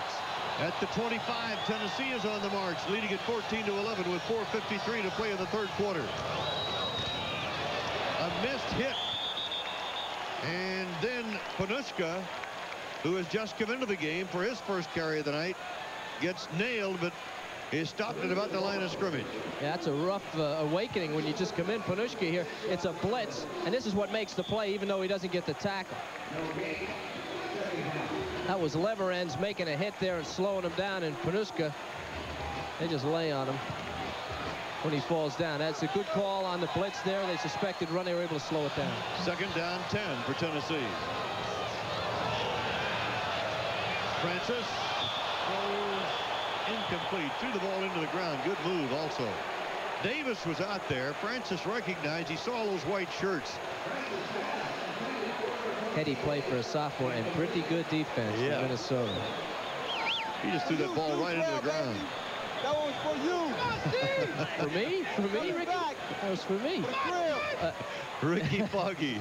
I don't think it should be lost on us that John Gutekunst, who's the head coach of Minnesota, was also a defensive coordinator. And the defense for the Gophers has played very well since the first quarter. Third down, 10.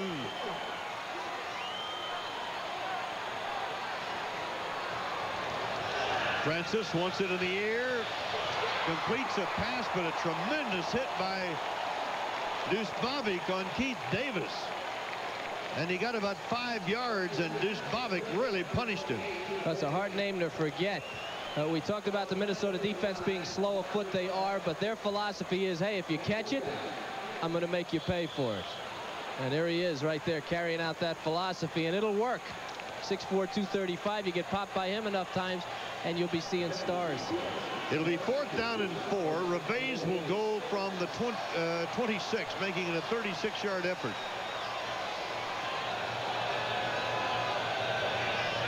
Reves with a good, strong leg, has the distance.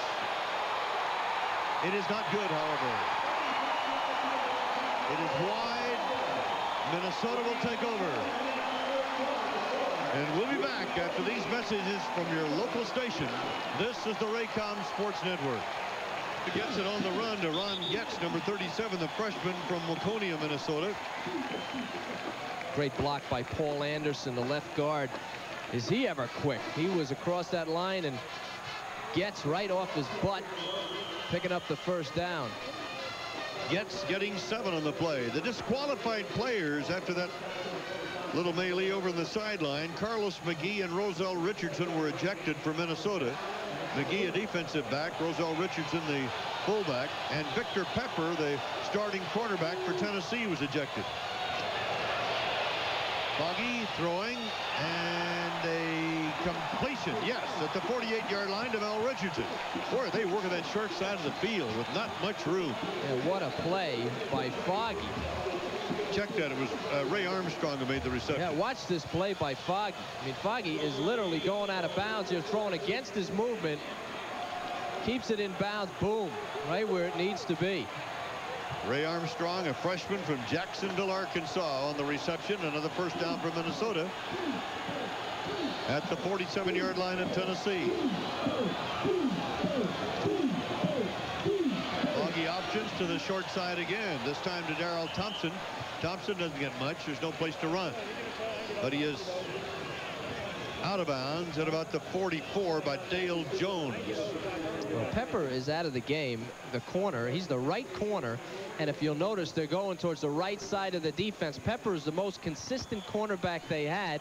We'll show you what happens when you have a fight on a football field. You get tossed out of a game like this. You not only hurt yourself, you hurt your team. Peppers was making all those plays and keeping contained on the short side of the field. He's not there anymore. Dennis Carter is a wideout now for Minnesota. Kevin Wilson is the fullback in the eye. Thompson, big yardage, 25 of Tennessee. A gain of 18 yards by Darrell Thompson, and Andre Kramer, number 1, the left cornerback, had to stop him. And Thompson is now 19 carries for 100 yards. Now, what's the difference, you say? Well, they're passing the ball. It makes the defense set just a little bit. Now they're looking pass rush, and bang, right up the middle. You don't see him, but he's gone. Here he comes. Tennessee reading pass. They've been successful with the pass. They're not as aggressive on the run, and Thompson's just too quick. He's through that hole before they know it. First down, Minnesota back to the run with Kevin Wilson, the senior from Aurora, Illinois. And he is at about the 22-yard line of Tennessee. The key to the game right there, Foggy. He's able to run, and he's thrown the ball extremely well in the second half. He's made Tennessee's defense a lot more defensive. They're not as aggressive as they were. They're thinking a lot more, and he's been the key. He's run, and he's thrown well. We're nearing the 1-minute mark to go in the third quarter. Tennessee leading Minnesota 14-11. Minnesota on the move with a 2nd down and 7 coming up. Penn, Thompson, and Wilson are in that wishbone.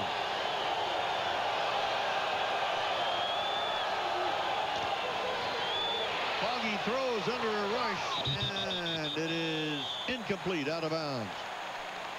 The receiver was the tight end Craig Otto, number 84, out of Elk River, Minnesota.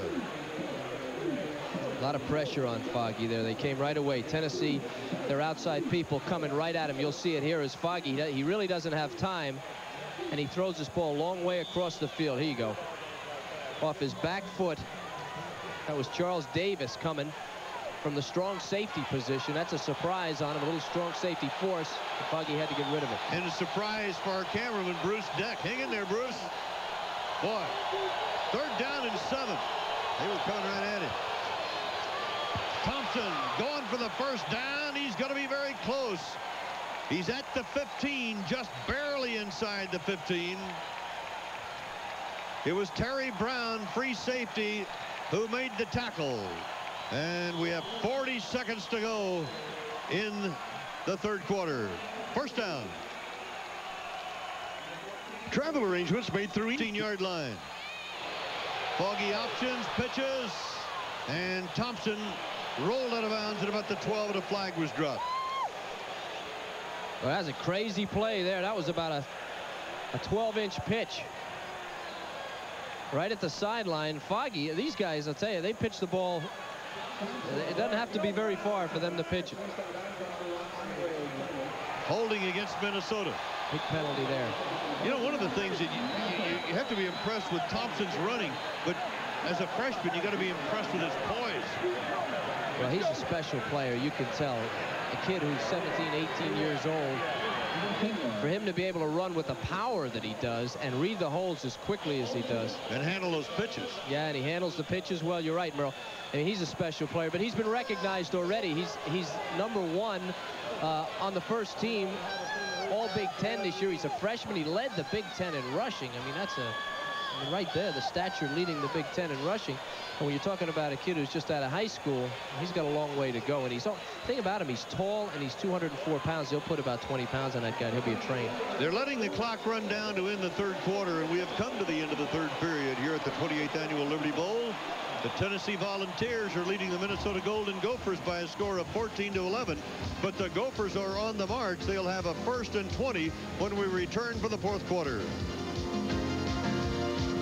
Tennessee. Put put about 20 pounds on that guy, and he'll be a train.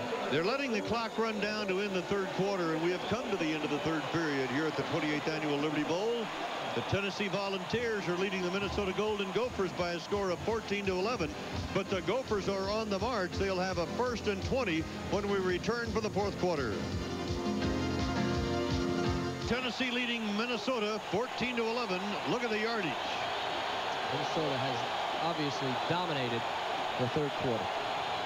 And here we go in the fourth quarter. 1st and 20 on the 24-yard line at Tennessee for the Golden Gophers. Foggy sees a little bit of daylight and bounces off a tackle by Marion Hobby and gets a couple of more yards before he goes down. But he's going to be coming up with a 2nd and probably 15 or so. Now, this is a guy who's been around. He started since he was a freshman. He was the MVP of the team the first 2 years, his freshman, sophomore year. Thompson got it this year. He's cool under pressure, but I still would like to see him get a little bit lower. He fights for yardage. He's only 185 pounds. He's going to get himself hurt. These are big guys out there. He needs to learn when to go down. Look at that rushing yardage. 2nd down and 14 after a gain of 6. Little pass over the middle, incomplete. Ron gets the fullback, and boy, they had a rush on Foggy. Tennessee was coming. Well, there was a great example of a guy keeping his head under pressure. Here's a play where he's really cool because there's a million guys around him and a bunch of guys around the fullback too. Look at this. He takes all the hits. Little flip over his head, and Getz, who is too a freshman just out of high school, can't hold on to the thing, trying to run before he catches it. I don't know that that thing would have gone anywhere, Merle. 3rd down on the 19-yard line of Tennessee. The 12th play on the drive for Minnesota from their own 20-yard line. Tough down for this team. Tough down. In spite of their passing success, they're a running team. Tennessee will be looking for the throw. Instead, they go to the run. Thompson inside the 10 to about the 7. Tackled by Brian Hunt, number 74. Well, that they got some yardage on this should not be a surprise. Tennessee's got to be playing loose, looking for the pass. The call is what's in question. Are they going for the field goal, trying to set it up? A lot of running room in there. And here you're going to see it again. That's Foggy. Thompson ought to be able to run against a little bit of a loose defense. He does, but Tennessee accomplishes what they wanted to do. They hold him. There'll be a field goal attempt. Lohmiller, 1 out of 2, missed from 42, hit one from 27. This will be a 25-yard effort to tie the game. It's 14-14 in the Liberty Bowl with 13:23 left to play, and we'll be right back.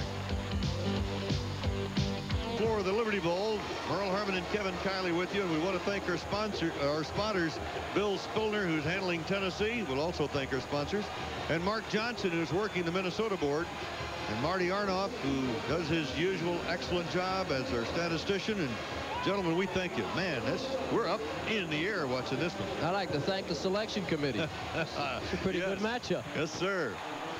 Bud Dudley and his group putting on another tremendous show here in Memphis. Chip Lohmiller to kick it off. Downfield comes the football.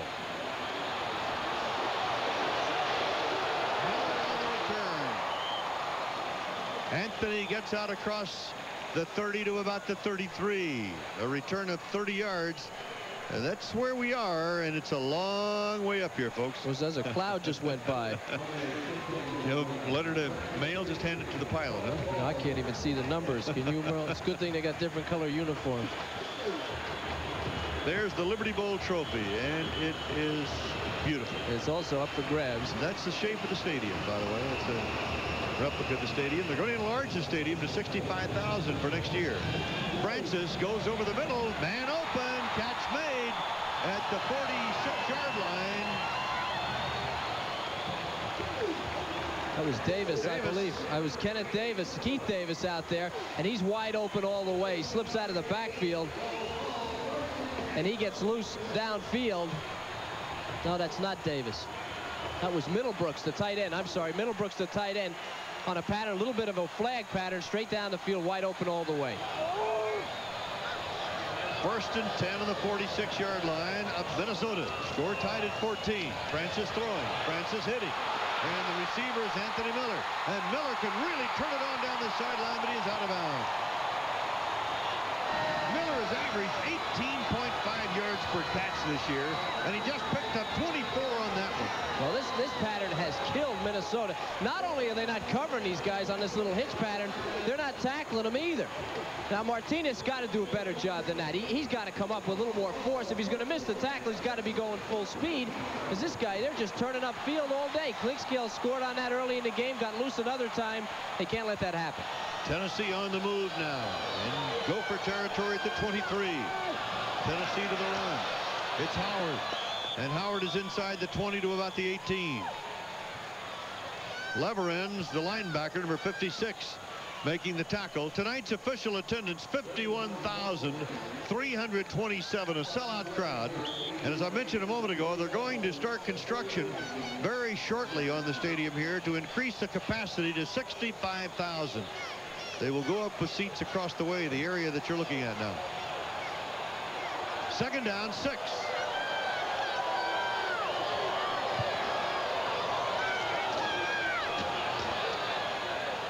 William Howard near the 15. Deuce Bobick, Mark Deuce Bobick from Faribault, Minnesota, on the tackle. He's played a whale of a second half. Deuce Bobick didn't hear too much from him in the first half, but he's been around the ball in the second half. Howard has carried 11 times for 54 yards. He's the leading rusher for Tennessee, 787 coming into this game. Jim Miller has not been seen much tonight. He's usually the short yardage fullback. Right now he is in there. Oh, check it. It's Howard again. Francis to throw. Lost it to the end zone. Touchdown, Tennessee.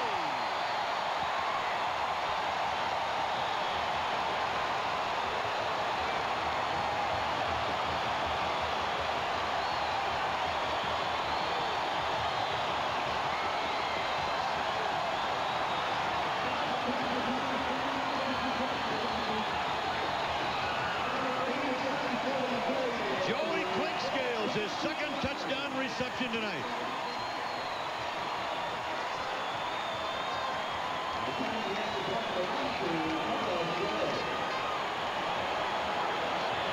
Reveiz for the extra point try now.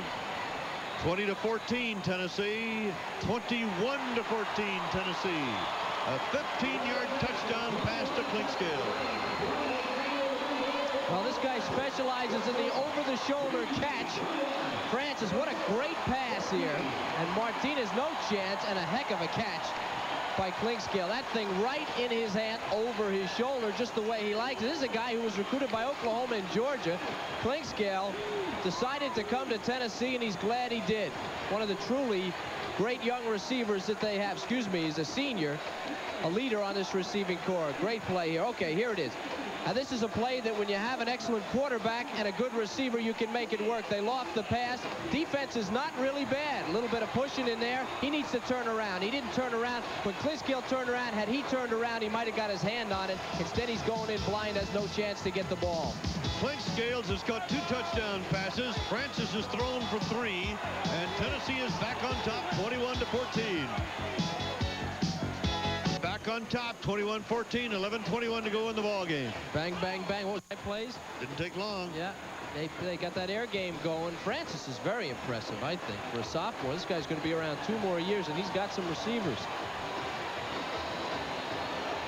So now Reveiz will kick off.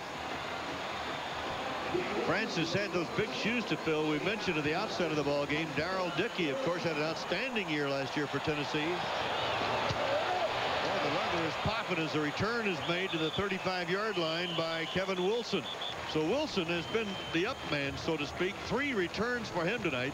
Up to the 35-yard line. Minnesota will take over there. The thing about both these teams, I think is so great, is that Tennessee was 2-5. They won their last 4. They don't quit. Minnesota got hammered. I mean hammered by Oklahoma, 63-0. Then lost the following week to the University of the Pacific. A very discouraging loss, and yet they came back, rebuilt, and in the next to last game of the year, they beat Michigan. No quit in either one of these teams, and we got a ways to go. So now Minnesota 1st and 10, 36-yard line rather, of the Golden Gophers. Foggy airs it out down the sideline, incomplete, intended for Mel Anderson, number 89. Kramer had the coverage. Yeah, that was a bad choice, I think, Merle. Kevin Wilson, the fullback, was wide open down the middle. He chose to go up against that defensive back again on the corner when he could have thrown it to Wilson in the deep middle zone. So now Ricky Foggy has a 2nd and 10 covered up at his own 36-yard line. We're near the 11-minute mark to go in this ball game. And you know Wilson will come back and let him know exactly what the situation was on that play. 2nd and 10. Carter is in as a wideout for Minnesota. Thompson on the run. Thompson bangs out across the 40, moves it to the 42.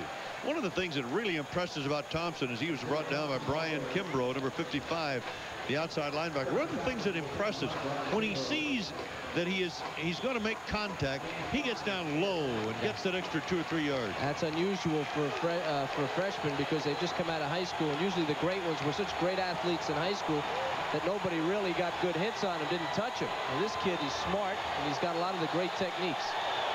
At the 42, Thompson is at the midfield stripe for a first down for the Golden Gophers. And some strength to go with it. How about the strength on that play? Got 8 on it.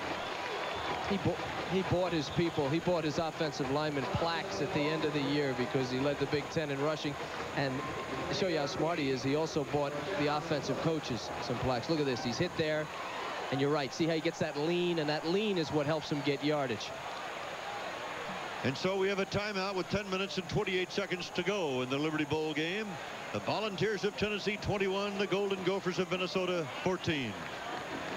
Minnesota going to a pass but losing yardage as Tennessee's defense really toughens up.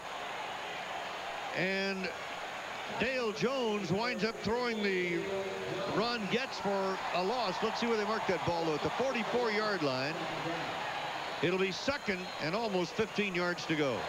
That was a screen pass, and against a well-coached defense that can read that type of thing, it just didn't work. And Getz had dropped one earlier. That was the one he needed to drop. 2nd down for Ricky Foggy in Minnesota. Not much on the run this time. Kevin Wilson, the fullback, number 31, moving out to about the 48, almost the 49, where it'll be 3rd down and 10. Both these teams get tremendous fan support. Minnesota playing in the Hubert Humphrey Metrodome, almost sellout crowds for every game. Tonight's rushing shows Thompson the leader by far, but this gives you an idea of what kind of Minnesota running game the fans watch when they play in the Metrodome. Foggy's got most of that in the second half, about 45 of it. Play action fake. Foggy throws, and it is tipped and incomplete. It'll be 4th down. That was great pressure. Excuse me, that was great pressure by Tennessee. They made that play happen. And now Minnesota losing momentum just a little bit. They're going to have to punt the ball.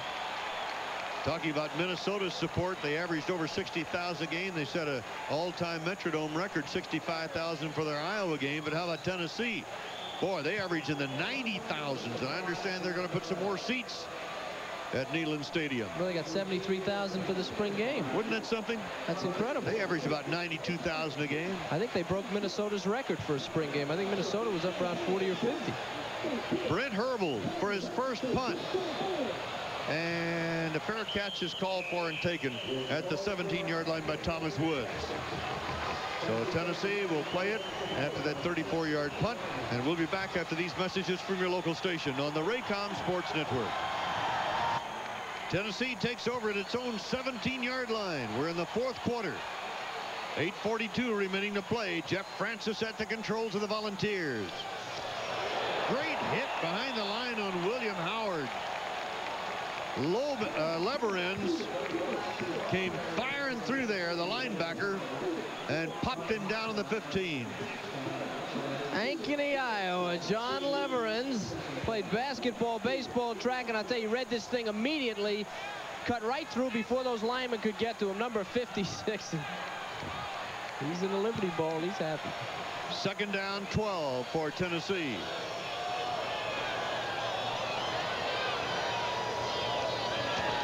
Francis looks to this side, completes it to Anthony Miller, and again the defense of Minnesota reacted with Charles McCree, number 3, the left cornerback, who started tonight in place of the suspended Dwayne Detrell, and he is there on the tackle. And that was a tackle. Now that was what a cornerback is supposed to do on that hitch pattern. He came up and he made the hit, good solid hit, drove him back a little bit. And Anthony Miller is down. Miller started to try to hobble off the field and then just couldn't make it. These guys are so fast, and he's another one. He's got tremendous speed. And that hitch pattern is it seems like a short pattern. It is to complete it, but it's a big play pattern because you've seen these guys slip tackles. Miller's the leading receiver for Tennessee with 667 yards coming into this ball game, but he had a 70-yard touchdown catch against Alabama and a 60-yarder against Auburn. He also can, well, they've used him in the past on reverses, and I believe I saw him in one game where he ran out of the tailback spot on a pitch. Speed kills. Tennessee has great young people and a lot of speed. Miller is a junior. He'll be back another year. He's okay. I think he just had the wind knocked out. Francis, who had a great start in the first quarter, has now come back here in this period and completed his last 5 passes. He's completed 64% plus for the year, and that's a tremendous statistic. But when you're a sophomore, it's equally impressive, especially a sophomore that did not have a great running game early and had to complete passes. Woods is wide left for Tennessee. It is 3rd down. 3rd and 8.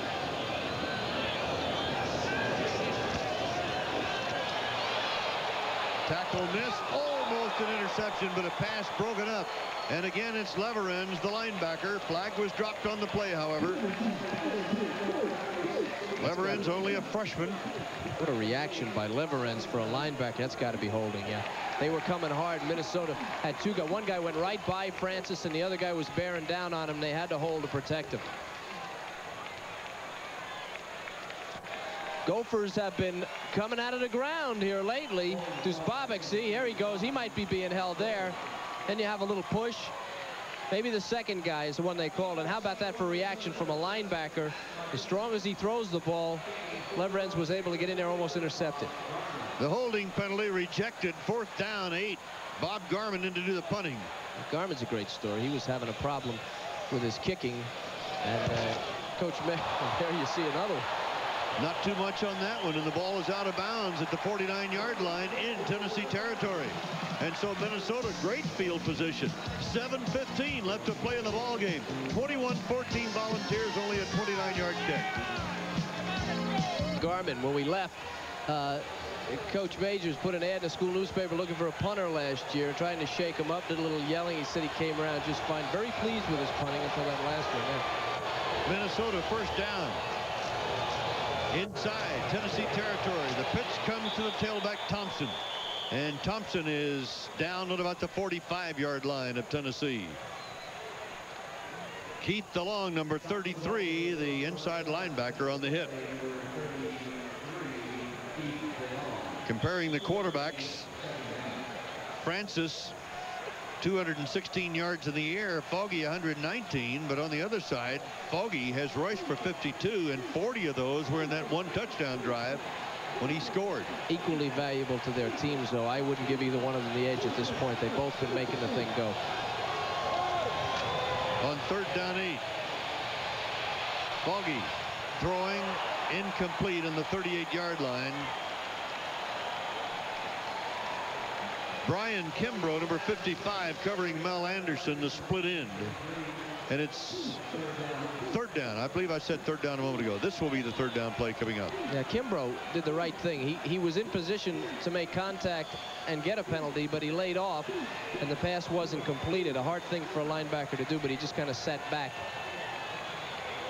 3rd down 7 coming up.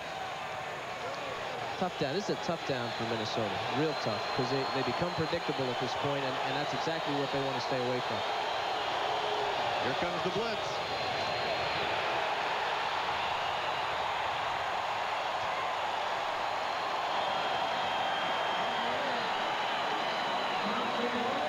Tennessee stops Thompson. Well, the key to this thing was the middle, the blitz. They stuffed all the holes. They made him commit right away out of the ice. He has to go outside right away. You've got outside leverage. It's Kimbrough again with Davis and everybody helping out. They made him go right away. He wasn't able to pick his hole. He had to go outside. The defense was there. Dale Jones there, too. I'd be real careful here if I was Tennessee. Real careful. Thomas Woods is back for Brent Herbel's second kick for Minnesota. Herbel from Grafton, North Dakota, a freshman, has averaged almost 41 yards a punt this year. Fair catch called for, but the ball rolls back into the end zone for the touchback, and Tennessee will play it from the 20. That was a 46-yard kick.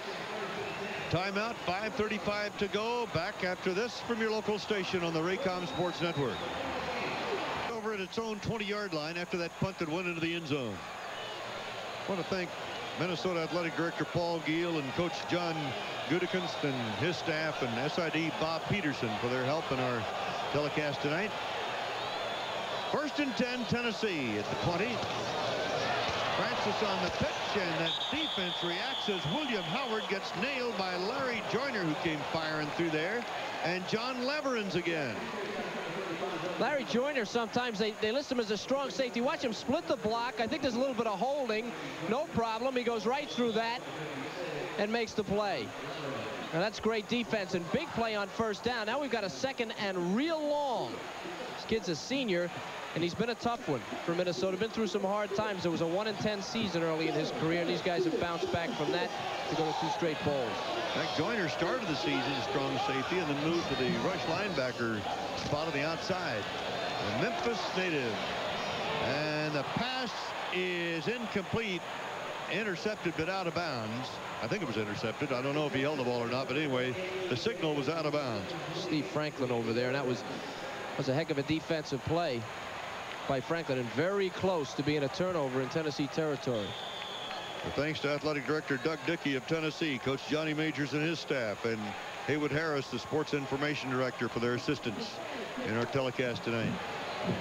Go for defense. The defensive backs very much slower than Tennessee's receivers. Done a great job since early in that 1st quarter. 3rd down, 15 after the first play, lost 5. Francis with some time throws to William Howard, and Howard is out of the hole in the 1st down of the 32. A gain of 16 yards to William Howard, the All-Southeastern Conference fullback.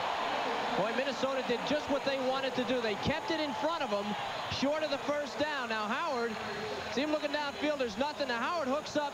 He's nowhere near the 1st down there, but right there, a missed tackle, and Howard just powering for about 8 yards makes the difference. The defense was correct. They kept him short, completed it short of the 1st down, but he was able to power his way up, and that's a big, big play for Tennessee. 4 minutes, 22 seconds left of the game. Tennessee leading 21-14. Howard on the run. Howard showing the power once more as he gets to the 35, running behind Darrell Smith and Harry Galbraith.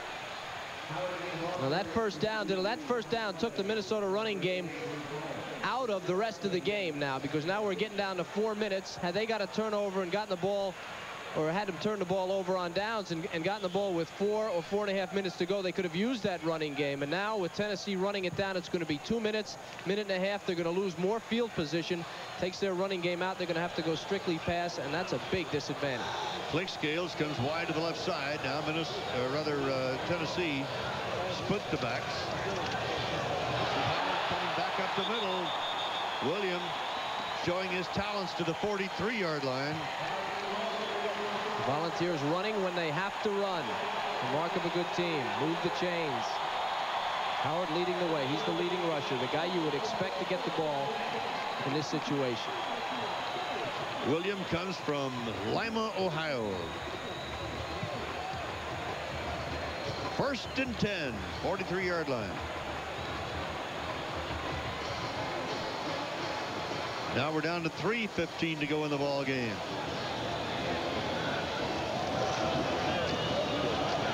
Staying on the ground. Howard turning it up the middle, going to about the 49. We had a flag drop. Holding against the offense. Yeah, it's a big penalty there. It's a little bit of the halftime show on the field down there. For those of you just joining us, we're going to show you the touchdown scored just a little while ago that gave Tennessee the lead again. This was that loft pass in the end zone to Clinkscale over the shoulder. That's the way he likes him. Jeff likes to throw him the way he likes him because he catches him better. And that's been the difference in the game. A great pass, and Francis actually has probably been the difference in the game at this point. A tremendous sophomore quarterback with a good arm, very accurate, and knows the game. 3 touchdown passes. Tennessee's got 3 touchdowns. First down, 18. Tennessee on the ball, 36.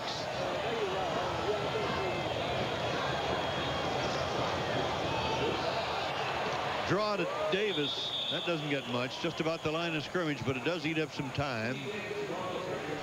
Steve Thompson, number 96, the left tackle, and Bruce Holmes, number 88, the strong linebacker, on the hit for Minnesota.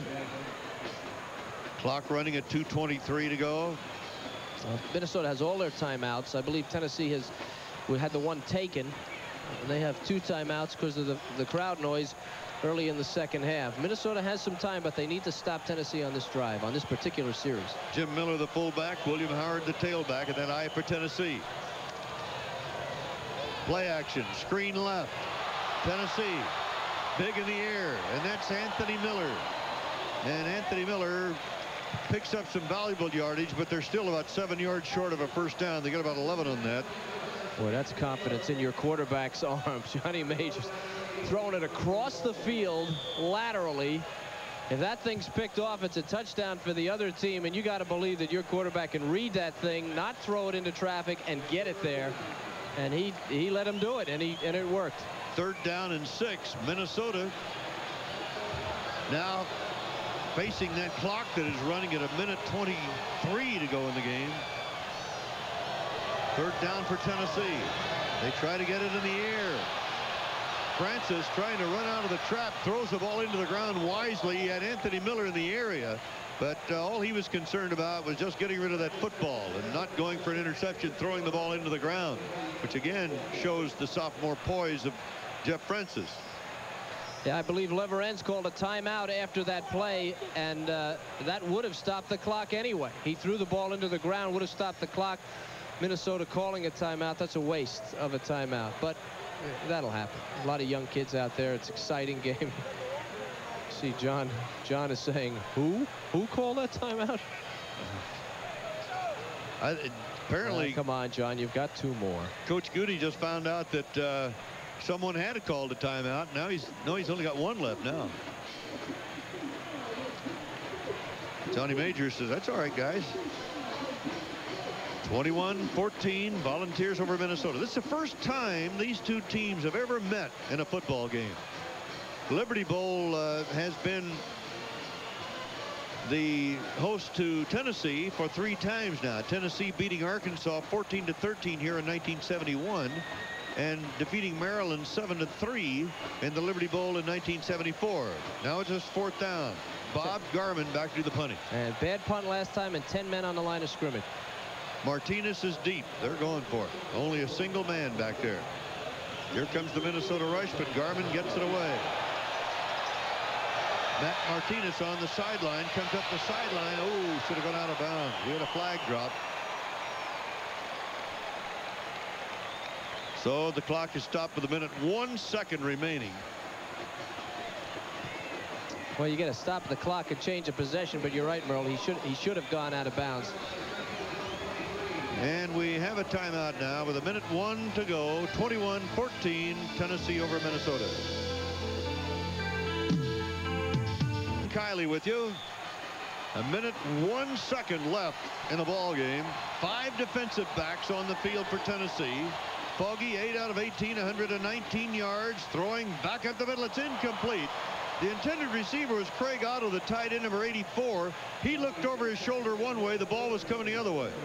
Well, the thing's been open the entire game. This thing up the middle, they got a completion early, but it was to the fullback. But the pattern is basically the same. Tennessee has left his dead spot. Ball thrown over the wrong shoulder, as you can see. He turned that way. Foggy threw it the other way. Foggy has completed 1 of his last 7. Now with 55 seconds to go. Tennessee leading at 21-14. Foggy will go airborne again. Fires away, incomplete. Otto, the tight end, again the target. Andre Kramer, number 1, had the coverage. It'll be 3rd down and 10 for the Gophers. Well, Kramer's the guy that came in for Pepper when he was thrown out of the game, and they're clearly trying to get it to him. And the reason now they're going to the tight end is because they're trying to get isolation, as we talked about earlier, on a slower player. But Tennessee's got their cornerbacks out there. They've got defensive backs all over the field now covering the big people. 3rd and 10. And a whistle stopping play. And timeout is called by Tennessee. 48 seconds remaining in this ball game. Volunteers are leading it 21-14. Each team now with 1 timeout remaining in this 28th Liberty Bowl.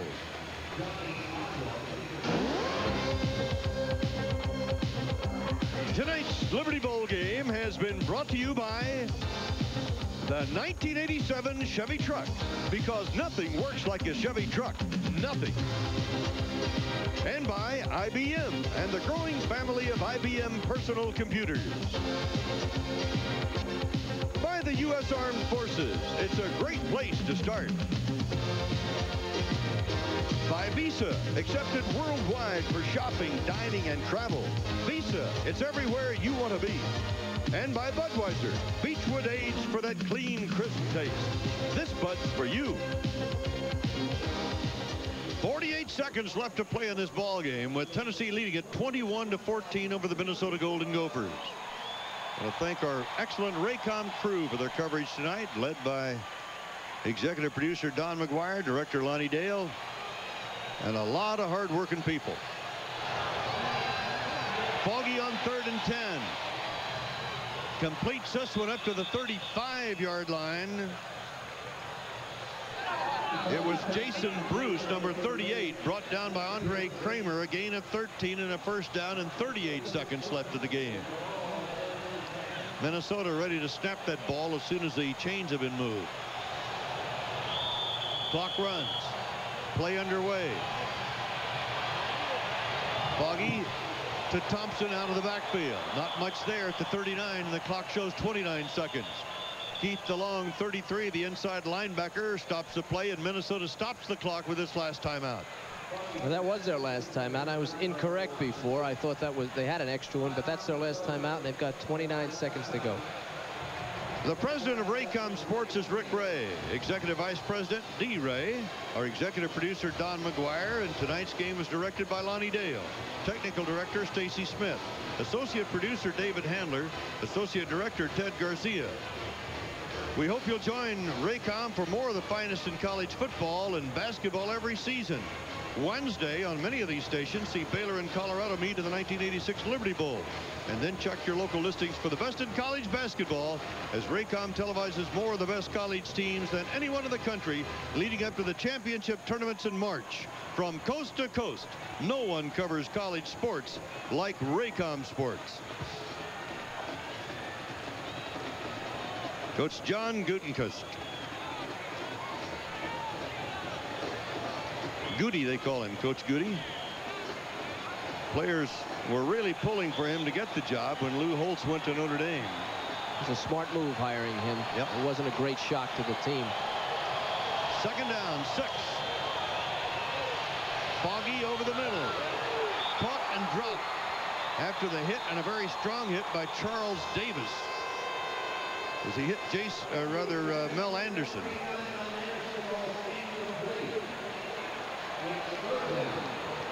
Now the clock showing 22 seconds. It'll be 3rd down from the 40-yard line of Minnesota. Well, they're going to have to go up on top here for a big one. There's no way that, with the time running down now, that they can pick away at this thing. They've got to get down to the 20-yard line or closer, and they're going to have to do it right now. Anderson wide to the right. Ball is batted down. It'll be 4th and 10. Robbie Scott, number 65, the 6'1", 275-pounder out of Decatur, Tennessee. Got his hands up there to block that pass. Well, you have a choice now. You've got 2 plays, 16 seconds. He's got time for 2 plays. He can go 2 in the end zone 4th down. Right. He needs a first down, but he needs yardage too, so he can't just go for the first down unless they want to try a Hail Mary. So with 16 seconds to go, what I mean to say is if he gets the first down, he has time for 2 plays. So he can either go deep now and go for a shorter play, which would be higher percentage, or he could just toss it for the end zone right now. 4th and 6. Foggy, incomplete. And the ball goes over. Ron gets the fullback, who's the intended receiver. Foggy misfired, and it is Tennessee's ball.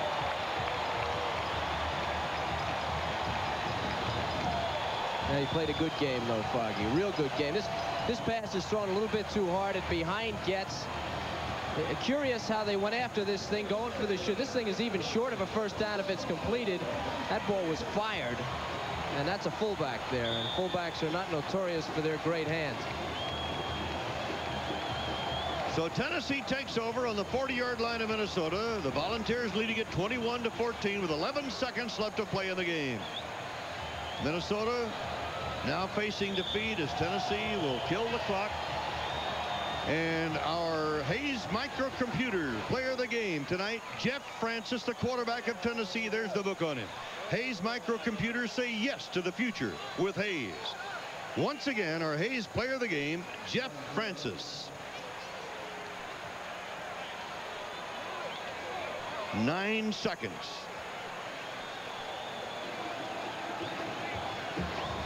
Looks like a walk-off coming up against Minnesota.